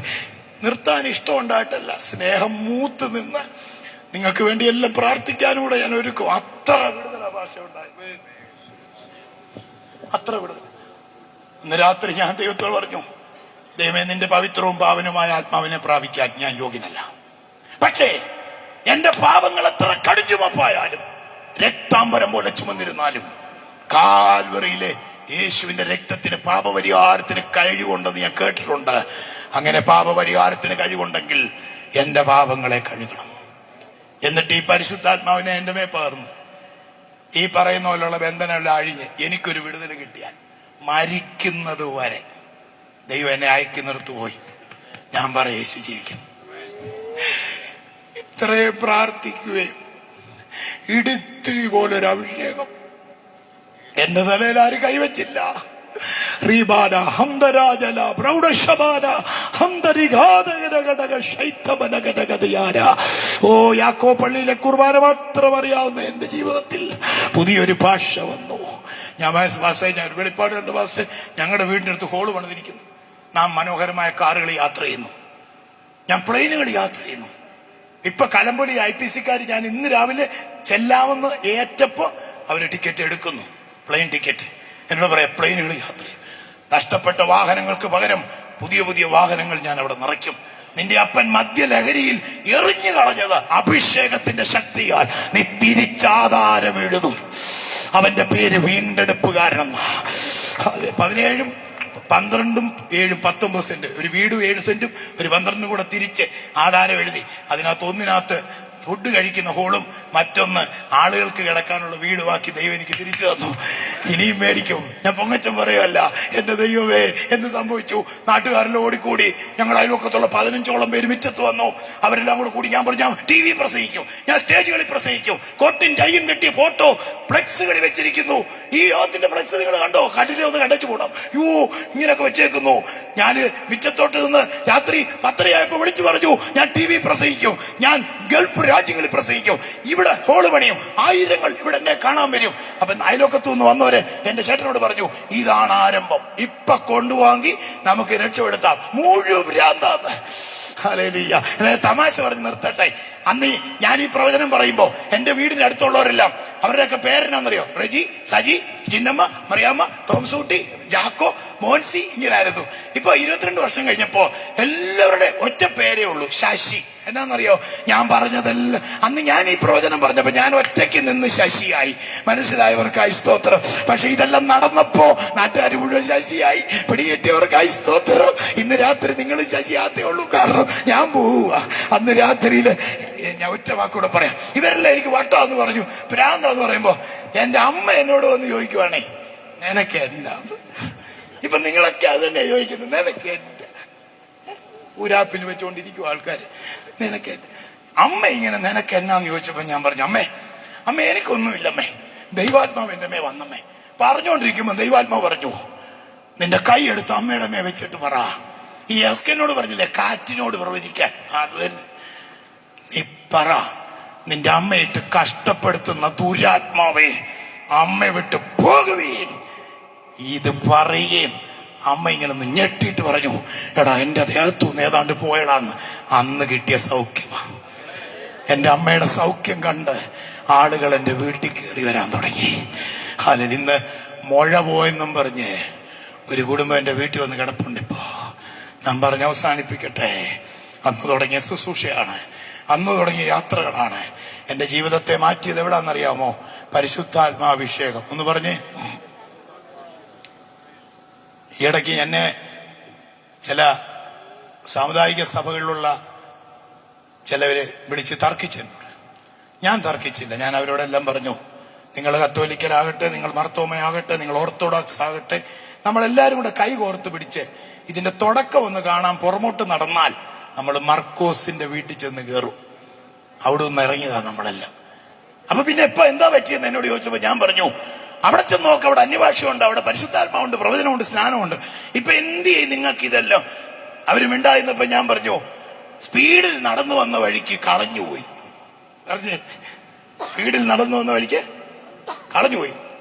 നമ്മളത് തപ്പിയെടുത്തു. അത്രേ ഉള്ളല്ലേ? നമ്മളത് തപ്പിയെടുത്തു. എന്റെ പ്രിയപ്പെട്ടവരെ, എന്റെ അമ്മയ്ക്ക് സൗഖ്യം കിട്ടിയത് കണ്ടപ്പോൾ അന്ന് തുടങ്ങി എന്റെ വീട്ടിലേക്ക് ആളുകൾ വരാൻ തുടങ്ങി. ഇന്നെന്റെ വീടൊരു ധ്യാന കേന്ദ്രമാണ്. മദ്യപിച്ച് ആന്തരിക അവയവം നഷ്ടപ്പെട്ട് മരിച്ചുപോയ എന്റെ പിതാവിന്റെ പാത പിന്തുടർന്ന് ഒരു മുഴി മദ്യപാനിയായി തീരേണ്ട ഞാന് ഇന്ന് രാത്രി നിങ്ങൾ പരിശുദ്ധാത്മാവിനെ പ്രാപിച്ചുവോ എന്ന് പൗലോസിനോട് ചേർന്ന് ഈ ഗ്രാമത്തിൽ ചോദിക്കുവാൻ വന്നതിന്റെ കാരണം, അഭിഷേകം നുകങ്ങളെ തകർക്കും. വചനം പറയുന്നു, യെശയ്യാ പ്രവാചകൻ പറയുന്നു, ഉയരത്തിൽ നിന്ന് ആത്മാവ് വരുമ്പോൾ നമ്മുടെ മരുഭൂമികൾ ഉദ്യാനമായി തീരും. ഒരു നിമിഷം അതത് സ്ഥാനങ്ങളൊന്നും എഴുന്നേറ്റ് നാട്. ഷാബ്രാബ ഹംബ്രബ ജലധാര ഹംദര ദിഗൽക്കര ദിരാജലാധര ഹംദര ദിഗൽക്കര ദിരാശിയാര ബൗഡരാദിയ. ഞാൻ വിശ്വസിക്കുന്നു പ്രിയ കർത്താവിന്റെ ദാസന്മാർ ഈ പ്രദേശത്ത് വന്ന് ഈ യോഗം നടത്തുന്നത് ഇവിടെ ഒരു സംഘർഷം ഉണ്ടാക്കാനല്ല, ആരെയും ഒരു മതത്തിൽ നിന്ന് ഒരു മതത്തിൽ കൊണ്ടുപോകാനല്ല. ഓരോ കുടുംബങ്ങളെയും വ്യക്തികളെയും നാളുകളായി അലട്ടിക്കൊണ്ടിരിക്കുന്ന എല്ലാ മതത്തിന്റെയും പൊതുശത്രുവായ മുസ്ലിം സഹോദരന്മാർ ഇബിലീസ് എന്നും, നമ്മുടെ ഹൈന്ദവ സഹോദരന്മാർ ബാധയെന്നും, ക്രിസ്ത്യാനികൾ സാത്താനെന്നും അഭിസംബോധന ചെയ്യുന്ന നമ്മുടെ എല്ലാം പൊതുശത്രുവായ മാനവരാശിയുടെ ശത്രുവും ഈ ലോകത്തിന്റെ പ്രഭു എന്ന് യേശു പറഞ്ഞ, അല്ലെങ്കിൽ യോഹന്നാന്റെ വാക്കിൽ സകല ലോകവും ദുഷ്ടന്റെ അധീനതയിൽ കിടക്കുന്നു എന്ന് പറഞ്ഞിരിക്കുന്ന ആ ശത്രുവിന്റെ പോരുകളെ ജയിച്ച് ശരിയായ ഒരു ജീവിതം ഈ ഭൂമിയിൽ നയിക്കാൻ, സന്തോഷകരമായ ഒരു ജീവിതം നയിക്കുവാൻ ഈ കൺവെൻഷൻ നിങ്ങളെ സഹായിക്കാൻ പോവുകയാണ്. എനിക്ക് ആ ദൈവശക്തി പ്രാപിക്കണം. ഈ യോഗങ്ങൾ ഇവിടെ തീരുന്നതിന് മുമ്പേ എനിക്ക് യേശുവിന്റെ ആത്മാവിനെ പ്രാപിക്കണം. എന്റെ കുടുംബത്തോടും എന്റെ ശരീരത്തോടും എന്റെ തലമുറയോടും എന്റെ നന്മയോടും എന്റെ ശുശ്രൂഷയോടും ഒക്കെ പോരാടി കഴിഞ്ഞ നാളുകളിൽ എന്നെ തകർക്കാൻ ശ്രമിച്ച എല്ലാ പൈശാചിക മണ്ഡലങ്ങളോടും എനിക്ക് ജയം വേണം. എനിക്ക് ജയകരമായ ഒരു ജീവിതം ഈ ഭൂമി നയിക്കണം. എന്റെ കഷ്ടപ്പാടുകളൊക്കെ ഒന്ന് മാറി സുന്ദരമായ ഒരു ജീവിതം ഈ ഭൂമി നയിച്ച് ആ നിത്യതയുടെ ഭാഗമായി എനിക്ക് തീരണം എന്നൊക്കെ മനസ്സിൽ സ്വപ്നം കാണുന്ന ആരെങ്കിലും ഉണ്ടെങ്കിൽ ആ വലം കൈയൊക്കെ ഒന്ന് ഉയർത്തിപ്പിടിച്ചോ. ഈ ദിവസങ്ങളിൽ അതിനുള്ള സാഹചര്യം ദൈവം ഇവിടെ തുറന്നിരിക്കുകയാണ്. കൃപ പ്രാപിച്ച ദൈവമക്കൾ കരമടിച്ചൊന്ന് ഒരു നിമിഷം ഒരു പാട്ടിന്റെ ഈരടികൾ പാടി ദൈവത്തെ സ്തുതിച്ച് ആരാധിച്ച് ഈ യോഗം ഇവിടെ അവസാനിപ്പിക്കുക. Hallelujah, hallelujah. എല്ലാവരും കരമടിച്ച് ദൈവത്തെ ഒന്ന് സ്തുതിച്ച് ആരാധിക്കണം. ഹല്ലേലൂയ. ഞാൻ ഇന്ന് രാത്രി തുടങ്ങി വെച്ചത് ഇവിടെ പ്രഘോഷിക്കുന്ന ദൈവവചനം നിങ്ങൾ കേൾക്കുമ്പോൾ ആ ദൈവവചനത്തിനകത്തൂടെ ദൈവരാജ്യത്തിന്റെ ശക്തി നിങ്ങൾ അനുഭവിക്കാൻ പോകുകയാണ്. ഞങ്ങൾക്ക് ലഭിച്ചതിനേക്കാൾ വലിയ വിടുതൽ നിങ്ങൾക്ക് ലഭിക്കാൻ പോകുകയാണ്. യേശു ക്രിസ്തുവിനെ കുറിച്ചും അവന്റെ പുനരുത്ഥാനത്തിന്റെ ശക്തിയെ കുറിച്ചും മാത്രമാണ് ഈ ദിവസങ്ങളിൽ ഞങ്ങൾ ഈ ദേശത്തെ അറിയിക്കാൻ പോകുന്നത്. അത് വിശ്വസിച്ച് ഞങ്ങളുടെയൊക്കെ ജീവിതത്തിൽ വലിയ മാറ്റങ്ങൾ വന്നതാണ് ഞങ്ങൾക്ക് ഇതിന് പ്രചോദനമായിരിക്കുന്നത്. അക്കരങ്ങളെ തട്ടി ദൈവത്തെ ഒന്ന് സ്തുതിച്ച് ആരാധിക്കുമ്പോൾ ഞാൻ നിങ്ങൾക്ക് വേണ്ടി ഇറങ്ങി വന്ന് നിങ്ങളുടെ മേലൊക്കെ ഒന്ന് കൈവച്ച് പ്രാർത്ഥിക്കണമെന്ന് എനിക്ക് ആഗ്രഹമുണ്ടെങ്കിലും സാഹചര്യം അത് അനുവദിക്കാത്തത് കൊണ്ട് ഞാൻ നിങ്ങൾക്ക് വേണ്ടി കരം വീശി പ്രാർത്ഥിക്കാം. ഒരു വാക്ക് ഞാൻ ഒന്ന് പറഞ്ഞോട്ടെ. ആ കുഞ്ഞോൻ ഭാഷ എന്നെ യാത്ര അയച്ചപ്പോ എന്നെ ഇങ്ങനെ കെട്ടി ഒന്ന് പിടിച്ചിട്ട് പറഞ്ഞു, ചില ബന്ധനങ്ങൾ പൊട്ടട്ടെ, അഴിയട്ടെ, പൊട്ടട്ടെ എന്നൊന്നും പറഞ്ഞില്ല. ആ ദൈവപുരുഷൻ എന്റെ ദേഹത്ത് കെട്ടിപ്പിടിച്ചിട്ട് പറഞ്ഞ വാക്കുകൾ ഇന്നും എന്റെ ചെവിയിൽ ഓർമ്മയുണ്ട്. കർത്താവേ, എന്നെ തൊട്ടതുപോലെ, എന്റെ ബന്ധനങ്ങളെ അഴിച്ച് എന്നെ വിടുവിച്ചതുപോലെ ഈ കുഞ്ഞിനെ കൂടെ നീ പരിശുദ്ധാത്മാവിനാൽ നിറയ്ക്കണമേ. ഒരുപക്ഷെ ആ ദൈവപുരുഷന്റെ പ്രാർത്ഥനയായിരിക്കാം. 4-ാമത്തെ ദിവസം ഞാൻ അഭിഷേകത്താൽ നിറഞ്ഞു. ഒരുപക്ഷെ ഇന്ന് രാത്രി നിങ്ങളെ വന്ന് തൊട്ട് പ്രാർത്ഥിക്കാൻ കഴിഞ്ഞില്ലെങ്കിലും ആ കൈകളൊന്ന് ഉയർത്തിപ്പിടിച്ചോ, ഞാൻ നിങ്ങൾക്ക് വേണ്ടി ഒന്ന് പ്രാർത്ഥിക്കാം. ഹല്ലേലൂയ. പറ്റുമെങ്കിൽ ഒരു ശീല പാട്ട് പാടി. ആരും മൗനമായിരിക്കരുത്. കർത്താവിനെ സ്തുതിച്ചാൽ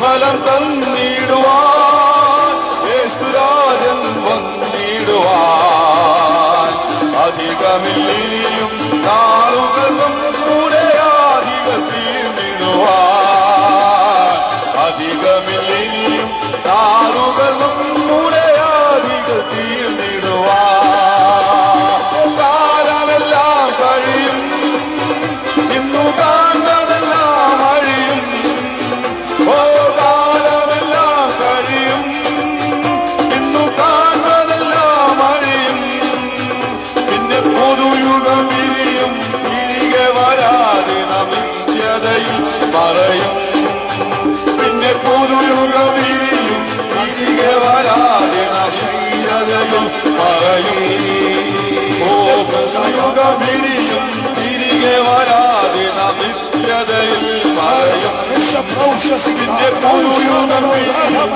തിരികെ വരാതെ നമിത്യതയിൽ പറയും ദൈവാത്മാവേ, ഈ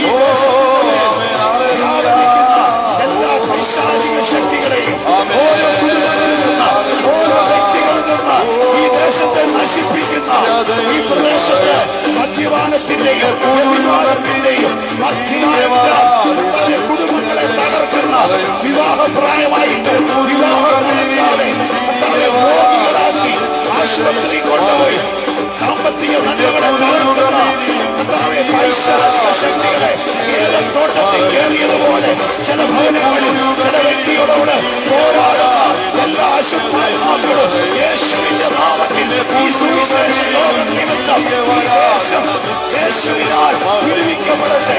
സകല ബാധകളും സകല ക്യാൻസർ സ്പിരിറ്റുകളും സകല ക്ഷയരോഗത്തിന്റെ സ്പിരിറ്റുകളും സകല വ്യഭിചാരത്തിന്റെ സ്പിരിറ്റുകളും യേശുവിന്റെ നാമത്തിൽ ഈ ദേശത്തു നിന്ന് വിട്ടുപോകട്ടെ. ഈ ദേശം അനുഗ്രഹിക്കപ്പെടട്ടെ. ഈ സുവിശേഷ യോഗം നിമിത്തം ഇവിടെയുള്ള ഭവനങ്ങൾ അനുഗ്രഹിക്കപ്പെടട്ടെ. ഈ ജനത്തിന്റെ മേൽ പരിശുദ്ധാത്മാവേ അങ്ങ് തൊടുമവേ, ദൈവാത്മാവേ തൊടുമവേ, പരിശുദ്ധാത്മാവേ തൊടുമവേ.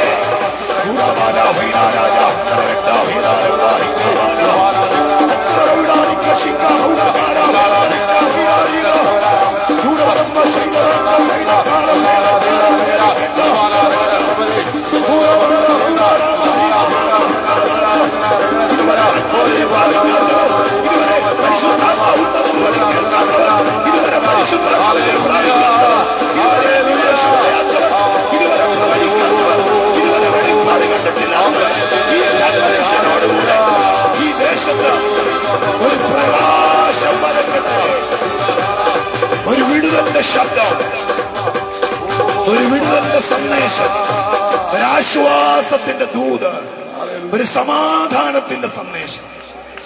കർത്താവേ, നിന്റെ ദാസന്മാർ ആത്മനിയോഗത്തോടെ ഈ പ്രദേശത്ത് വന്നിരിക്കുന്നതാ. ഇവിടെയുള്ള വീട്ടുകാരുടെ പൊറുതി മുട്ടിക്കാനല്ല, കർത്താവ് ഇവിടെ മതം സ്ഥാപിക്കാനല്ല, പുതിയ സംഘടന ഉണ്ടാക്കാനല്ല, സമാധാനത്തിന്റെ ശബ്ദവുമായി, സമാധാന സുവിശേഷവുമായി കർത്താവ് ഇന്നു മുതൽ ഇവിടെ ഈ പ്രാർത്ഥനകൾ ആരംഭിച്ചിരിക്കുന്നു. കർത്താവ് അടുത്ത 3 ദിവസം കൂടി ഇത് നടക്കുമ്പോൾ എനിക്ക് ജീവിതത്തിൽ മാറ്റം വന്ന പോലെ കർത്താവ് എന്നെ പോലെ ആരെങ്കിലും ഇവിടെ തകർന്നു കിടപ്പുണ്ടെങ്കിൽ അവർക്ക് ഈ സുവിശേഷ യോഗം ഒരാശ്വാസമായി തീരണം. ഇത് നടത്തുന്നവരെ അങ്ങ് കൈവിടല്ലേ, ഇവിടെ വന്നവരെ അനുഗ്രഹിക്കണം. ഞങ്ങളെ ഒരുമിച്ച് ആശീർവദിക്കും യേശുവിൻ നാമത്തിൽ തന്നെ. ആത്മാർത്ഥ ഇച്ചിരി കൂടിപ്പോയതുകൊണ്ടാണ് ഞാൻ സമയം നോക്കാതെ, ക്ഷമിക്കും. നിങ്ങളെ അനുഗ്രഹിക്കും. അതുപോലെ സമാധാനം കിട്ടിയോണ്ടാണ്, അതുപോലെ ആശ്വാസവും സന്തോഷമുള്ളതുകൊണ്ടാണ് ഈ സമാധാന സുവിശേഷം ഈ പ്രദേശത്തിന് വലിയ വിടുതലായിരിക്കും. അത് ആത്മാവിൽ തിരിച്ചറിഞ്ഞുകൊണ്ട് ഇന്നത്തെ രാത്രിയോട് അവസാനിപ്പിക്കുന്നു. ദൈവങ്ങളെ സഹായിക്കട്ടെ. ഞാൻ ഉറപ്പായിട്ട് പറയും, ഇന്ന് ഇതൊരു തുടക്ക ദിവസമാണ്. എല്ലാം ഒന്ന് ക്രമീകരിച്ച് പ്രത്യേകിച്ച് കാര്യങ്ങളൊക്കെ ഒന്ന് ചെയ്ത് നാളെ ദൈവം എന്ന് വെച്ചാൽ ഈ പ്രദേശത്തെ MLA ഈ യോഗത്തിൽ പങ്കെടുത്ത ആശംസകൾ. തിരുവഞ്ചൂർ രാധാകൃഷ്ണൻ, ബഹുമാനപ്പെട്ട തിരുവഞ്ചൂർ രാധാകൃഷ്ണൻ സാറ് ഇന്നിവിടെ വരേണ്ടതാണ്, പക്ഷെ നാളെ അദ്ദേഹം വരാമെന്ന് ഏറ്റിട്ടുണ്ട്. ഞാൻ ചിന്തിക്കുന്നു എല്ലാവരുടെയും അഹംപടിയോടുകൂടി ഈ സുവിശേഷ സന്ദേശം, ഈ സമാധാന സന്ദേശം ഈ ദേശത്തിന് ഒരു ആശ്വാസമായിരിക്കും. ദൈവം എല്ലാവരെയും അനുഗ്രഹിക്കട്ടെ. ഞാൻ സാക്ഷിയാണ്. സുവിശേഷം അത് രക്ഷയുടെയും സമാധാനത്തിന്റെയും ശബ്ദമാണ്.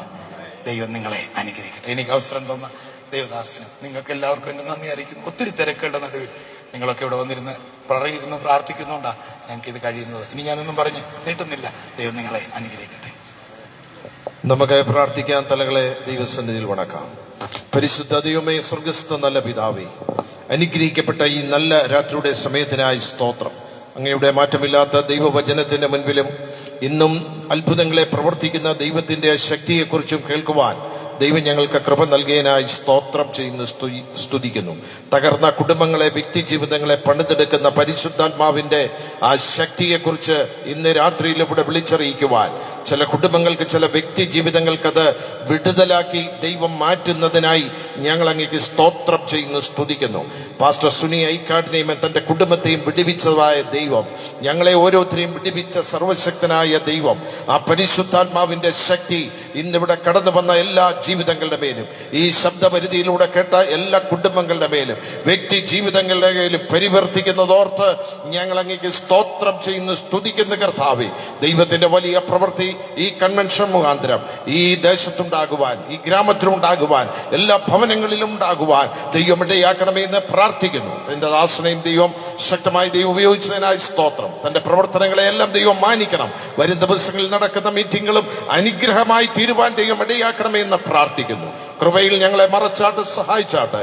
പ്രാർത്ഥന കേട്ടതിനായി സ്തോത്രം. യേശു ക്രിസ്തുവിന്റെ നാമത്തിൽ തന്നെ ആമേൻ.